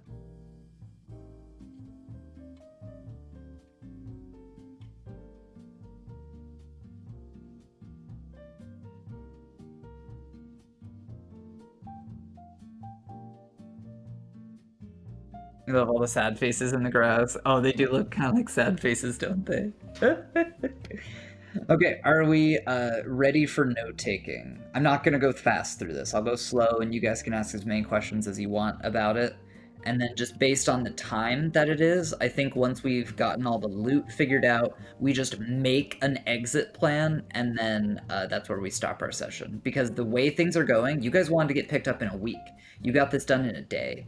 So it's just going to be like 6 days of shooting the shit around the campfire, keeping each other safe, and using rations, basically.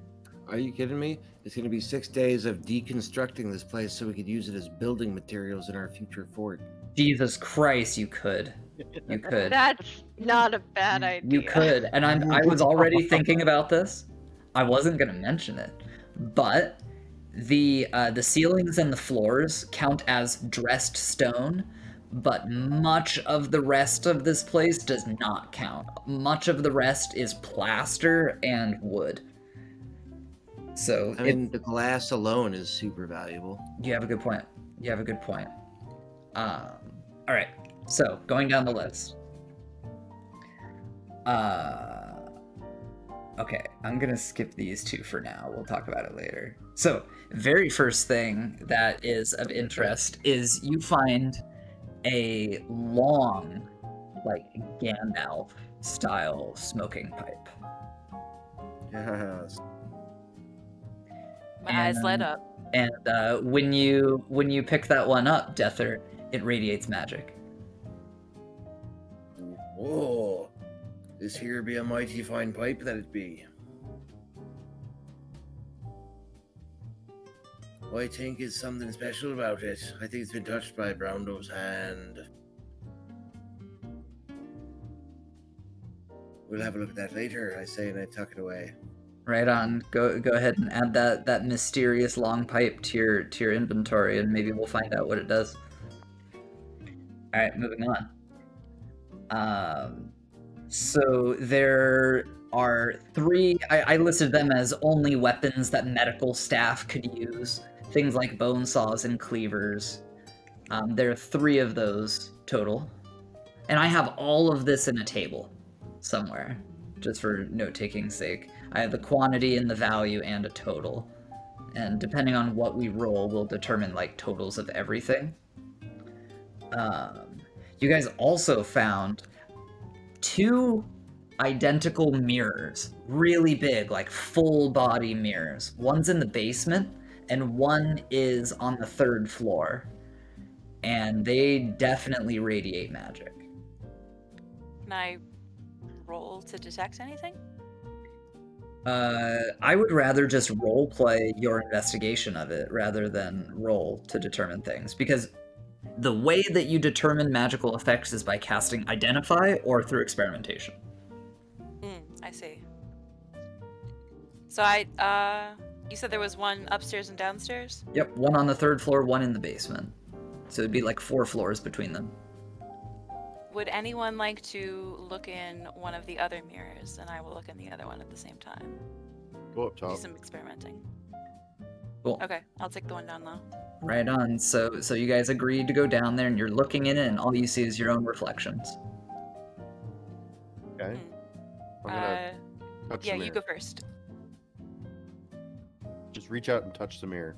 You reach out and touch the mirror, and suddenly you pass through it. It's like it pulls you through, and you appear directly in front of Keith. Well. I'm startled. Nice. But into it. Yeah. But at this point, it's like the magical energy inside of the pair of mirrors is like flickering and inactive for right now. So you're Can I not able examine it you're for not able any to go sort of back through. runes? Well, damn, I didn't want to walk all the way back upstairs. It's big can I, enough that you could pull like a small cart through it. I don't mean like a vehicle cart, but like if you had a tray full of Wheelbarrow. medical supplies and you're like, shit, I need to get this up the floor, you could take that with you. So Are they immobile? You could pick them up and bring them different places. They're heavy, really heavy. They are 4 encumbrance each. So, wait. What Are just there happened? we have portal mirrors. magic mirrors? Did one... Oh, you They're- touched one and appeared out the other one? Yes. Yes. Yeah. Nice. Are there any sort of... Oh, It sorry. also claimed there would be cake, but we have yet to see any cake develop yet. The cake is a lie. Jesus Christ. Jesus Christ. Yeah, and just to clarify, because I know that you just got back, when they touched it, it kind of like pulled them in. Like there was no resisting it. They just like went Okay. through it and then came out the other So side. that's touching the glass, not touching the frame. Correct. Right. Okay. This is a medical facility. There should be like cloth places. Are you thinking about like draping cloth over the top of it? Yeah. Yeah, like Let's- in a let's- shower or something, you could take a shower curtain and do that. Yeah. Let's drag all this stuff back to our little home base. Great. The thing that I really want you guys to care about right now is encumbrance. I have the values and the quantities and stuff on a document of my own. I just need to know if you guys can carry all this stuff out, because there might be so much loot here that you can't carry it all. At least not in one go. Correct. Yeah, we have a whole week. Yeah, we're here for a while. You're right. And then you have time to like haul it down to the pier and stuff. We just gotta think logistics here. I'm just gonna immediately craft a wheelbarrow. Out of my curiosity, is there any like engravings on the mirror or anything that I would recognize, being that it is magical? This was intentionally made to look innocuous. Perhaps to keep it safe from patients using it or from inspectors raising their eyebrows. It seems like it was deliberately made to not appear magic. But hey, the fact of the matter is, if you're a magic user or a cleric, just touching something, you know if it's magical. Okay, so another thing I want to look for is we're in a medical laboratory, so I want to be looking for equipment that we can use to start stocking one, so that we can start doing magical research. No, that's very, very forward thinking of you. I think that's a really good idea. Also, with the encumbrance, we should not forget those pirates who might be a little indebted to us still for helping them. That they can help us carry stuff back to the boat if they are going back on the boat with us. So, okay, let's carry what we can carry easily. Maybe leave the 2 mirrors real quick, and head back quickly to the base camp. Grab 2 of the servants, and then we will walk. We'll grab the mirrors back. This place is safe, right? Yeah. Yeah. So why don't we just go send one person back to the base camp and bring everybody here? Yep, Establish. I like that. That's a great idea. So we're just gonna Completely safe to split the party. We're just gonna keep going through a bunch of the loot here, and then I think in 1 hour they'll be back. So I was assuming that, you know, we can go slow, medium pace, or quick pace. Slow is half speed, medium is normal speed, and fast is double speed. So it would take a 1 hour round trip rather than a 2 hour round trip. I think that makes sense for the traversal. So we're gonna keep plugging through this. Okay. All right. So you were able to find the other LEDX. It was on the 3rd floor, exactly as your intel described, but there's something very, very peculiar in the room as well.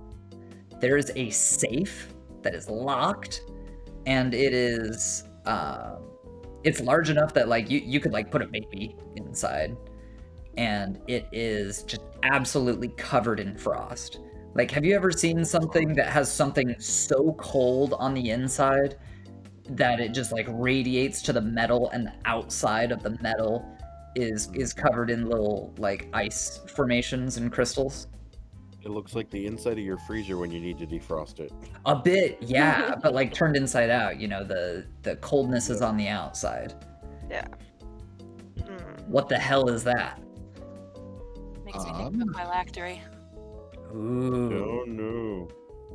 Is it locked? Well, one thing we do know, That is drunken that witch did if- mention a lich king. if it's that cold, then the metal of that safe is brittle. Yes, but is Probably. what's inside still need to be protected? Probably. Or Is the safe like pick upable, or is it like built into the wall? What? You could pick it up. Okay. So let's add it to the pile. Yeah, I was gonna say let's pick it. Let's wrap it in many layers of cloth and blankets and whatever. Butter. Pick it up and then Butter. put it on a pallet or a cart and haul it back. Clever. So this thing is 4 encumbrance. And let's not disclude the fact that whatever that thing was made for might be protecting us from it. Yes, yeah. Let's not open it yet. We need to study this. Okay, so we're starting a pile. Yeah. Where do we Sounds like want our pile? Maybe near that hole in the wall? Yeah. Good spot. Maybe? Or the courtyard in front of the admin area. It's defensible. I don't know if we have to worry about that. The Basically, So we you're could just talking put about it like down. making a big hoard of loot either here or like here. Is that what we were discussing? I believe so. Yes. Something like that. All right, which one? Which one are we gonna do? Just so I can have the fiction in mind. Yeah. Oh, wait, hold on. Did we also do the West Wing as well? We're cleared out the whole working place? through it. Yeah, he's just going we're down we're the doing list. both wings. We're just doing both wings. Got it. Okay, cool. Yeah. Oh, yeah. So, I mean, if everything's done, let's just start piling things at the front entrance. Mm-hmm. So you're saying like here? Is that what you're saying? Yeah. And then also let's look for that locket. Great idea. So you were able to find the locket on the decomposing body of someone that looks like an elf. Cool. Oh, This upsets me greatly. Yes. Same. Female elf, locket around their neck. They're like restrained to the bed, and there are several needles in the room. I'm sorry, Right. you said something about a locket? Yes, the Yep. one the prior was looking for. Yep. That's what I'm thinking. It's got Okay. that sapphire sparrow on it too. Just as Fantastic. So, okay. So things I want to be looking out for. Information, like in the admin building or the West Wing or whatever, about what experiments were being done here. Tools used. Like any sort of magic or alchemy or incantations. I want to find out what was being done here, and this doesn't have to be like immediately. I mean, it can be over the course of the week, whatever. That is literally the next item on the list. Nice. Yeah, it's the next one. So, just a little view behind the curtain. I thought you guys were gonna come here first, and there were a lot of hints about what that creature was and what was going on there to help fill in the story. But you guys skipped all the story and went straight to the beast. So I try very hard not to railroad my players, and I was like, I am just going to let this play out. But you guys may be a little dismayed to hear some of the details about this. Let's get into it. So, because you guys have the whole story in front of you, I don't need to hide anything from you. Once upon a time, Lord Waldrick, the wizard, ruled over the Westland of, quote, Europe.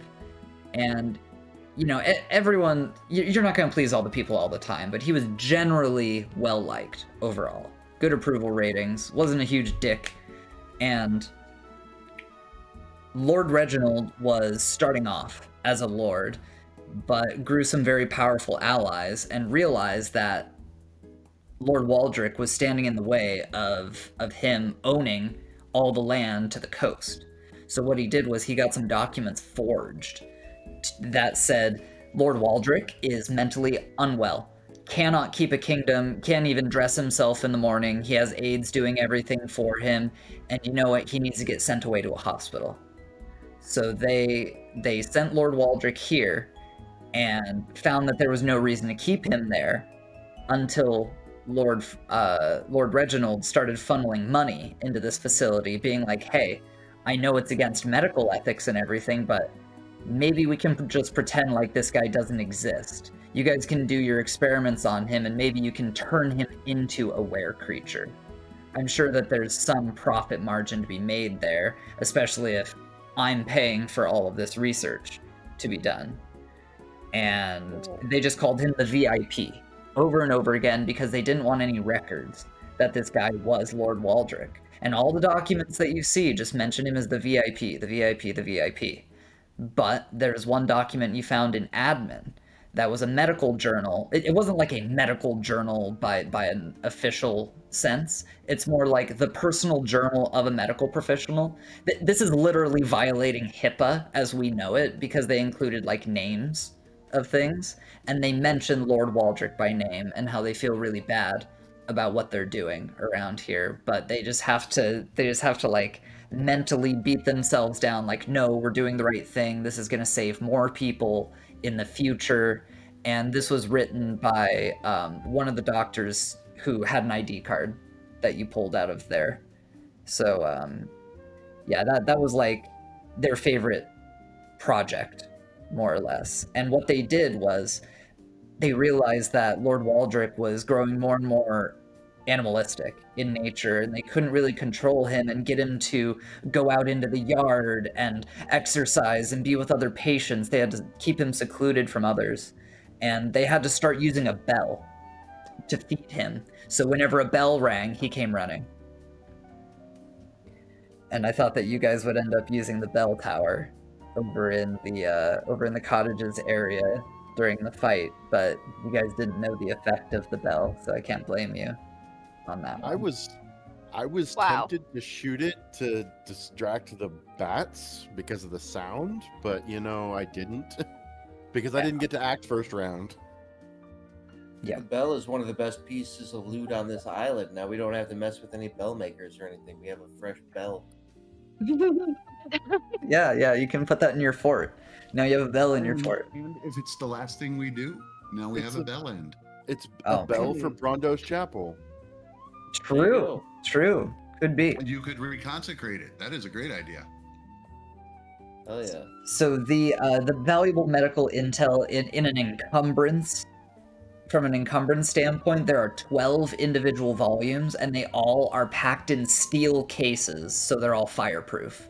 And each one of those is one encumbrance each. Like, the book cannot be separated from the steel case, and several of them are written on stretched and tanned were-creature skin, which is a bit macabre. Wow. There's also medical intel that said that over in the ancillary satellite buildings where you guys fought this creature, there's another LEDX that was being kept over there for security purposes because it's just too damn valuable. They didn't want two of them to be in the hospital, so they kept one off-site. You guys found that one. Yeah, So we lots of valuable ghosts. intel in there. Okay, moving on with more loot. What's up? Nothing. Yeah, I was just gonna say, let's carry on. Cool. There were two silver bells that they used to feed him. There are two left. 2 silver bells. Yeah, little service bells. Like at a hotel or something. Okay, now comes the fun time to roll. Do you guys want to roll to determine quantities of loot, or do you want me to roll to determine quantities of loot? You can do it. Yeah, do it on camera. You're on camera? Yeah. Okay, I'm going to move my camera so I have a little more maneuvering space.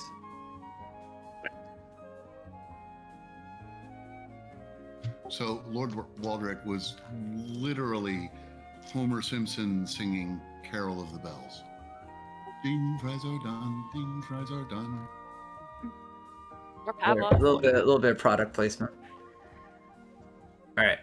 So, time to roll for some quantities, and then I will fill them in on my sheet. I have little additions and stuff. All right, so 2d6. Here, let me move some stuff so I can see a little better. And we'll bring up the cat count. Okay, so that is a 3, 5, so that's 8. So I'm gonna fill this in. There are 8 statues glazed of different medical professionals. Now, here's a big one that I'm just gonna roll online because I know it's quicker that way.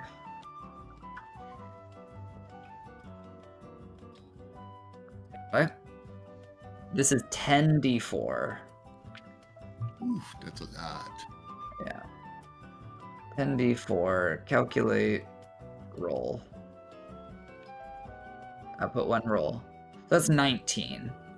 So there are 19 books on medicine, medical law, procedures, medical journals, clinical trials, and findings. This is the stuff that Rumpel was like, we don't really care about this stuff. Just talking about like how to interact with patients and stuff like that. Just Yeah, but simple. Not any actual files on patients. Well, not no, no. individual This- ones. It's like general This, knowledge. this Gotcha, is the gotcha. stuff you stock. This is the stuff you stock your research library with. Yes. Yeah. Yes. This is books on Yeah. like the scientific method and whatnot. Okay, now we roll a d4 to determine how many scripts they have for theater productions. One. They have one yeah. script. This is just for recreation of the medical staff. And then this is the small desk art, paintings, potted plants. So that is 5. And then sports equipment for their really shitty version of tennis. 6. And then tissue samples, urine samples, stool samples, blood samples, and all the equipment used for testing these. Generally a chemical solution made at a different facility, paired with a color guidebook. Apply the chemical to the sample, and compare the color to a color chart to determine contents. It's a little reagent test. And this is 2d12. Let's hope for a lot of these. That's a 3, and a 7. So it's 10. Not the worst. Okay, now we have instruments that they use in the theater for their stage productions. 3 instruments. Okay, here's a big one. Potions of health. Ooh. I rolled for it. These things took 2 days to make, so that determines their price. How 1. many of them? But it is +1, so you get 2. You get 2 total. Alright, small amount of rations. These are just like the simple rations. 3, 2, so that's 5. 5 days of rations. These are like the 5 copper rural ones. 1 D100 of coinage, just like loose coins. That's, ooh, 95, let's go. Nice. Cool. And then they have 3 vintage board games. This is just how medical staff would stay entertained. Okay, we talked about Waldrick's loot. Alright, we can mark all of these as looted. Okay. So now, if I total this up, it would be that plus that plus that plus... we are not determining how much that is. Okay. So this is without Waldrick's appraisal. Okay, so I just totaled up all the loot that you guys got. If you can get all of this shit out, 47,236. Ooh. Damn. Huge payday. Huge. Is that counting taking the building apart? Taking the building apart? No. Okay. So real So we quick, could just keep that for materials. Scoots, I just put my copy of what you said in chat. I just want to make sure I didn't miss anything like stupidly important. I'll just like give you guys my file. I think it's a better way to keep notes because I've already written it all down. I have the quantities and the totals and the individual things and all that. I can just save you the trouble. All right. So what I think we should do now is very carefully move it. Oh, wait, hold on. Yeah, so we got the, hold on, where's, I did not put in the, the safe, the cold safe. So give me a second. We also had a few things that were listed before you got here. Yeah, I from caught our little those. break. The long smoking pipe and the 3 medical weapons. Oh, how did I not put those? Oh, hold on. I didn't know I put those in. Give me a second. Here, I'll take a screenshot of what I have, and I'm going to scratch out some stuff that you haven't yet, like, appraised. And I think that should answer some questions. Oh, yeah, no, I caught that. Yeah, I got Yeah, the I smoking see 'em. pipe, what are the medical staff weapons? What are those? Those are just like little cleavers and bone saws and things like that. Just like bludgeoning, slashing, piercing weapons that medical staff would use. They have their individual prices and whatnot. It's just like, ooh, I really want a... Exactly. I really want an ice pick. And I'd be like, yeah, there's an ice pick in there. That kind of stuff. So I'm going to take a nice little screenshot of my Excel doc. And I'm going to scribble out some stuff. How am I going to scribble that out without you guys knowing what the hell that is? Okay, I need to get a little creative with this. Hold on. I mean, so we're gonna spend the next week sunbathing and having a good time, and I'm gonna be examining stuff. And that may be enough time to give an initial appraisal as to what things are or what they might be, without being exact enough to, make use of it. I mean, the priest and the mage could put their heads, and the elves could put their heads together and do a lot of figuring out. Sure can try. I need to just change some of the dialogue. Hold on, guys. I didn't realize how many spoilers were in this. I don't want to just like send it over and have all the mystery revealed. You'll notice that some of these things don't have prices. It's because they're basically priceless.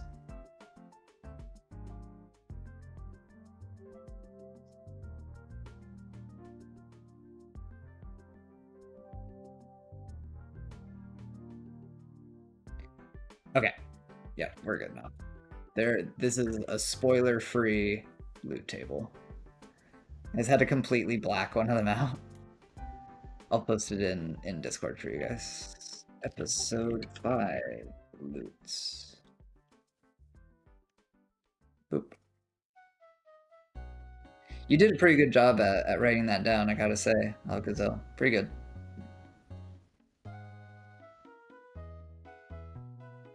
I'm gonna skip this song because I don't like it.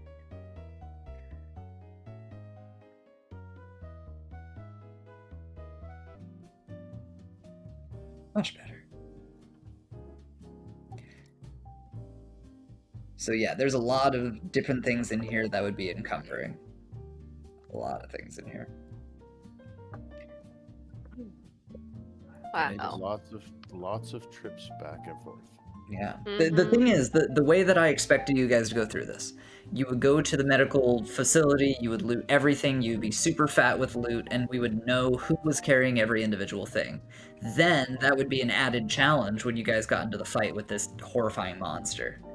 But the thing is, the way that you guys did this, we don't have to worry so much logistically about how we get all this stuff moving. It's just like... Is it getting done? Basically, yeah. So that actually works in your favor, I think. I also wrote down lists of things that were flammable and things that weren't, just in case you guys worked really slowly, or if you somehow caught the building on fire. You guys would have lost a lot of money if you let it catch fire. And if you worked too slowly, both wings would have been burned. Admin would have been the only one left.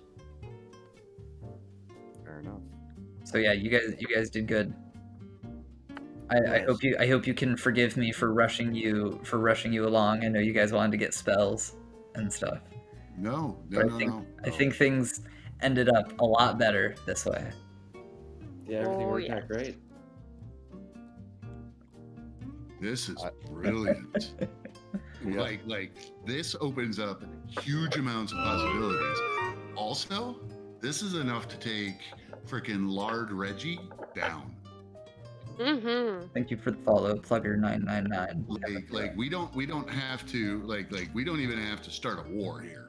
I mean, he may start one once the king realizes what he's done, but freaking, I mean, we can come at him like a ton of bricks. Are you saying because you have incriminating evidence against Lord Reginald? Oh yes, we do. Yeah. Kind of a total bastard move, taking a well-liked noble and fucking confounding his brain and turning him into a horrible beast and usurping his throne. Yeah. So, you know what? I think we should call the pirates. And I mean, they have a ship, right? We could get out of here faster. And if No, the pirates don't have a ship. They own a Came ship. here on land. They own a ship that came on land. Yeah, this was like a test for their new recruits, and they're like, we still need to give them the locket. Yes, that's true. So yeah, we should call them and give them the locket. I think that's a good idea. That's a very emotional moment. Whoever's handing it over is going to be received with like a tearful, like full-bodied hug, practically like a tackle hug. Let one of the elves do it. Let's make Deather do that. Yeah. And Deather's already on like really good terms with this half dwarf, half elf pirate. I gotta say. Or Keeves. True. I'll do it. Anybody but me. Yeah, you do that. Yeah, sure. I would lovingly and tenderly hand it over to her, as well as accept an embrace if she's offering one. It seems like Right this is on. kind of maybe the moment where you would offer that. So Right I on. might be a savage backwoods fish devouring idiot, but at least I have sympathy. She's going like when she's like holding you, she's just going to whisper into your pointy elf ear, a saying that elves share among each other. It's like a term for like parentage. She's saying like, Oh, I am her seedling. She says that in Elfish. Yeah, and at this I tear up and I kind of back away and Yeah. cover my face. Wait, why is it raining? Must be rain. It's clearly raining despite. Why am I tearing up at a story I wrote? Why am I tearing up at something I wrote, guys? Yeah. That I'm was really the glad number. that I like out of character. I'm glad that I didn't do a story on the boat because everything that's happened here definitely like allows me to build on my initial idea for the character, which is kind of like RP heavy. So I hope that's okay. Yes. The wisdom of Gygax. Backstory is your first 5 levels. Ah. Yeah, that's some good wisdom. Yeah, I think you guys did really good here. Are you actually going to take the bell? Hell yeah. I think we'll Bell have to cash undo for it. That's like herself. shit, man. That's like 9 encumbrance. I feel like, We have 6 henchlings and several dwarves and several days. and Yeah. several days. Yeah. Mhm. And you know, and we have time to consecrate that bell. Yeah. I think And I'm that gonna finish copying that stupid spell into my stupid spell book. you can. if we're Yeah. All the time he consecrating- needs. I think if we're consecrating the bell, we should ring it vigorously before we leave, right? Like Oh yeah, I think that definitely would spread some I goodness. love it. I love it. Naturally. I want to give everyone that was involved with today's session a fate point. You guys did awesome. You exceeded my expectations, and you subverted my plans. And I feel like we made a good story in the process. So everyone gets a fate Oh, yeah. point for that. And I think before we wrap up for today, I feel like this is just a good stopping spot, just to leave things open-ended. Darkstar is going to say, "You're going back to Rusty Bucket Bay, right? That's your plan?" Yes. Unless you have a better idea.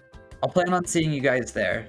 There's a fantastic dockside bar over there. I can never remember its name, but I'll see you guys there. Maybe we can have a chat. Nice. You know, Like- we might not even want or need like a fort. It might be fun to be pirates. We certainly have plenty of options. I'm also very excited to see what you guys do with that safe, because I know what's in it. Ugh. That safe is going to be the death of me. Could be. I do want to like experiment on it during the week before the next session. You know, it's not really an option in Dwarf Fortress, but we could conceivably have a fort that is on the water and build a pier for boats. Yeah. Oh, like a sea base. A sea base. Yeah. Ooh, okay. Listen, I'm a huge fan of Metal Gear Solid, and you guys are describing like I want to make Mother Base out in the sea. do it.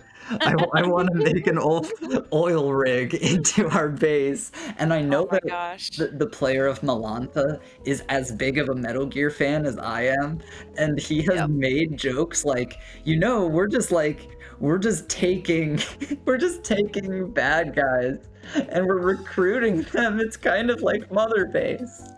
No, it's gonna be Arsenal gear. Hell yeah. Hell yeah. Hell yeah. Oh, dude, that's awesome. Oh, hey, what's up? It's only a true Metal Gear reference if we have to climb up an asininely long ladder at some point and someone starts singing. Hey, Code Dependent, I see Childish Jakerino's in chat. Can we congratulate him on getting a new position with a gifted sub? He got a new position. I know he's really proud of it. I'm really proud of him too. Thank you, man. Not unless I get there first. Oh yeah. Oh shit, Claiborne! Claiborne with the quick attack. Let's fucking go. Hands. Dude, thank you that so much for your initiative. generosity. Man, My what a pleasure. six. So yeah, I like the idea of a sea base. I'm a little tempted to just, because you're gonna have a week. You're gonna have a week to think, and I kind of want to drop this information nugget on you. Okay. Inside the safe is a frosty blue dragon egg. How's it So- taste? Wait. How does Tina feel about this? She'd be all down to try to eat it. Me being the dirty little savage that I am, I might be inclined to agree with you. You're the variety of elf with like cat slitted eyes and filed teeth. Me? Yeah. Well, I mean, considering I was abducted by hogs, yeah, it wouldn't be too surprising. Yeah, Wait, when you you're were abducted. by what? Hags. Her Hags. childhood was spent with hags. Yeah. Shit. Mm-hmm. So that's why I teared up at that story, because like that's her sister, and I have vague memories of having a sister, but then they're overridden by like that forced sisterhood that the hags had, right? So. Yeah. Just to But clarify, where that does was the her dragon mother. head come in? That was her Oh, mother. that's me. Okay. Dragon hate is me. I I know. just want to kill a dragon. So bad. I heard stories about them. It's all I want. So we can either eat it now before it gets to be a dragon, or we can keep it and raise it, and then you can kill it. I want to rear this thing and not. No, kill we're it and gonna make our kill friend. it before it hatches. No, this You could be a eat great it? friend and mascot for the fortress. Or we could just have a base powered by There's no- dragon. There's no challenge in killing a baby dragon. We gotta find you a real one. True. That's fucking true. There is challenge, however, in raising a baby dragon to be your tiny friend and companion. Yes. Yeah. What Anytime I'm I'm around saying, that dragon, someone will have to be there. Let's just say, don't put me in charge of babysitting. no matter what It's you not an guys do option. with this egg, there's She will going to be sit in the effects. baby. There's going to be a what? There's going to be effects. You know, there's going to be world effects, individual effects. Like, even if you eat it, there's going to be effects. You know what I mean? Yeah. This I is a was creative joking about the exercise eating. for me. I was Ooh, joking okay, about hold the on. eating, but I mean, I'm considering it. Yeah. Yeah. No matter what you guys choose. But, yeah. I just wanted to leave you with something to ponder over the week, over the weekend. Because if we had to wait a week for you guys to crack that open, and then it's like, oh look, it's a dragon egg. Okay, next adventure, guys. I feel like that's kind of a showstopper. You know. It would not be a next adventure. Yeah, we'd spend the next 4 hours discussing the dragon egg. Yep. Yeah. True. That is very clever. All right. So how many people did we have with us? And can we like pass out XP for this? There's 5 of us. I think we can preemptively do some of the loot XP stuff. We can preemptively do some of that, but we need to get back to a safe place to like turn it in, you know. Okay. Right. So if I'm looking at this chart, there is also a GP value, an SP value for the dragon egg that I covered up. Oh boy. Yeah, it is a very significant number. See if we decide to sell it, right? I think so. I reread the You get the rules. XP for pulling it out. Yeah, I reread the rules, and it's all about like getting it out. But once you like get to the safe place, you get, you know what, you're in the safe place. Yeah. We You're made talking the safe about- place. Yeah. You We're made safe. it. You secured the area. Yeah. So This might not be a bad place to start a base either. I'm gonna give you your giant XP dump. Maybe. Now this is, you guys have not appraised the value of Waldrick's wands, and I don't know if you guys want to keep them or not. So I'm still going to have this document.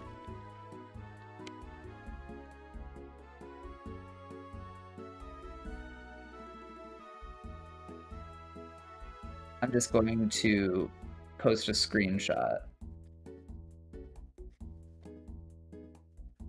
I'm pretty sure that means that everybody levels up. I The don't most know. the most you can level in one session is you can gain a new level and then get half of your next. That's the max that you can level. You can reach a cap, and I think everyone reached cap. Okay, so Yeah. that's the number you gave us, and that includes the dragon egg. Yes. Okay, got it. All right, hold on a second. Let me do some math here real quick.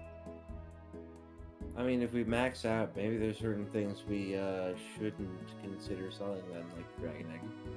No, we get the XP no matter what. It's selling it just turns what we have into money. Money. Yep. I misinterpreted the rules before. Oh, I see. Gotcha. Oh, so everybody gets. Are you ready for this? Here, A lot. yeah, 9,447, and just drop the 0.2. That's greasy.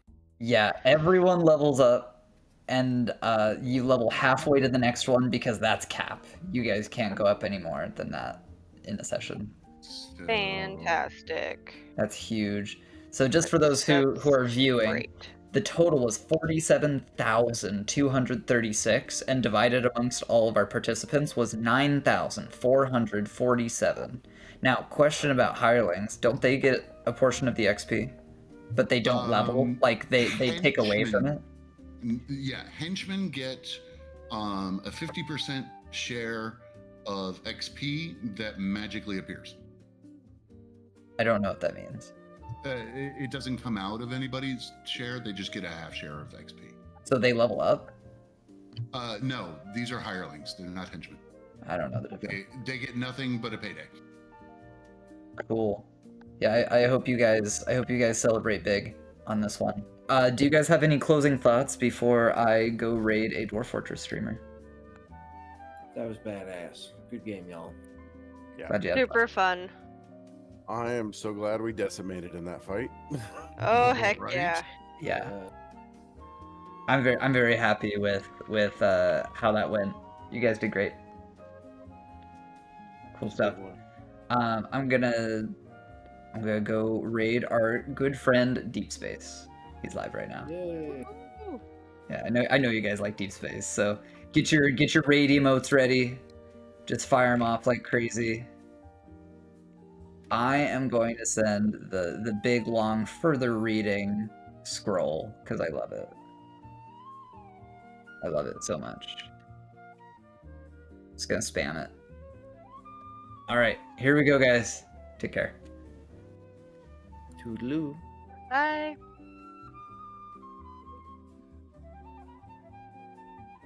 Well, hell yeah, that was a good ass time. Super fun. Holy shit, That was a that's good. lot of fun. How you go? And Ghost Bet's coming. Woohoo! I went from 6 hit points to 8 hit points. Nice. Gotta love the D4. Hot damn. Okay, good. Yeah. Awesome to see you guys. I will have to roll my calculations. My biggest question is going to be, if I was just shy of level 2, that still mean I'm only going to be level 2 and a half? Yep. That's lame. Yeah, I went to I went from 1,000 something to 3,375 Think they'll cook? Yeah, but Yeah. Badass. instead of level 4 approaching level 5. Well, it'd be Oh, dude, nice you if did I some more was like tabletop RPG. approaching Nice. level Is that your, 3 instead of being drop like in, drop out halfway stuff? to level 3. Man, that's awesome. Are you You know. uploading those? He's those all photos? good. We have so a keen to see them. once we get back to Oh, once we get back to Desper, the freaking Booty Bay or whatever the hell it is, No.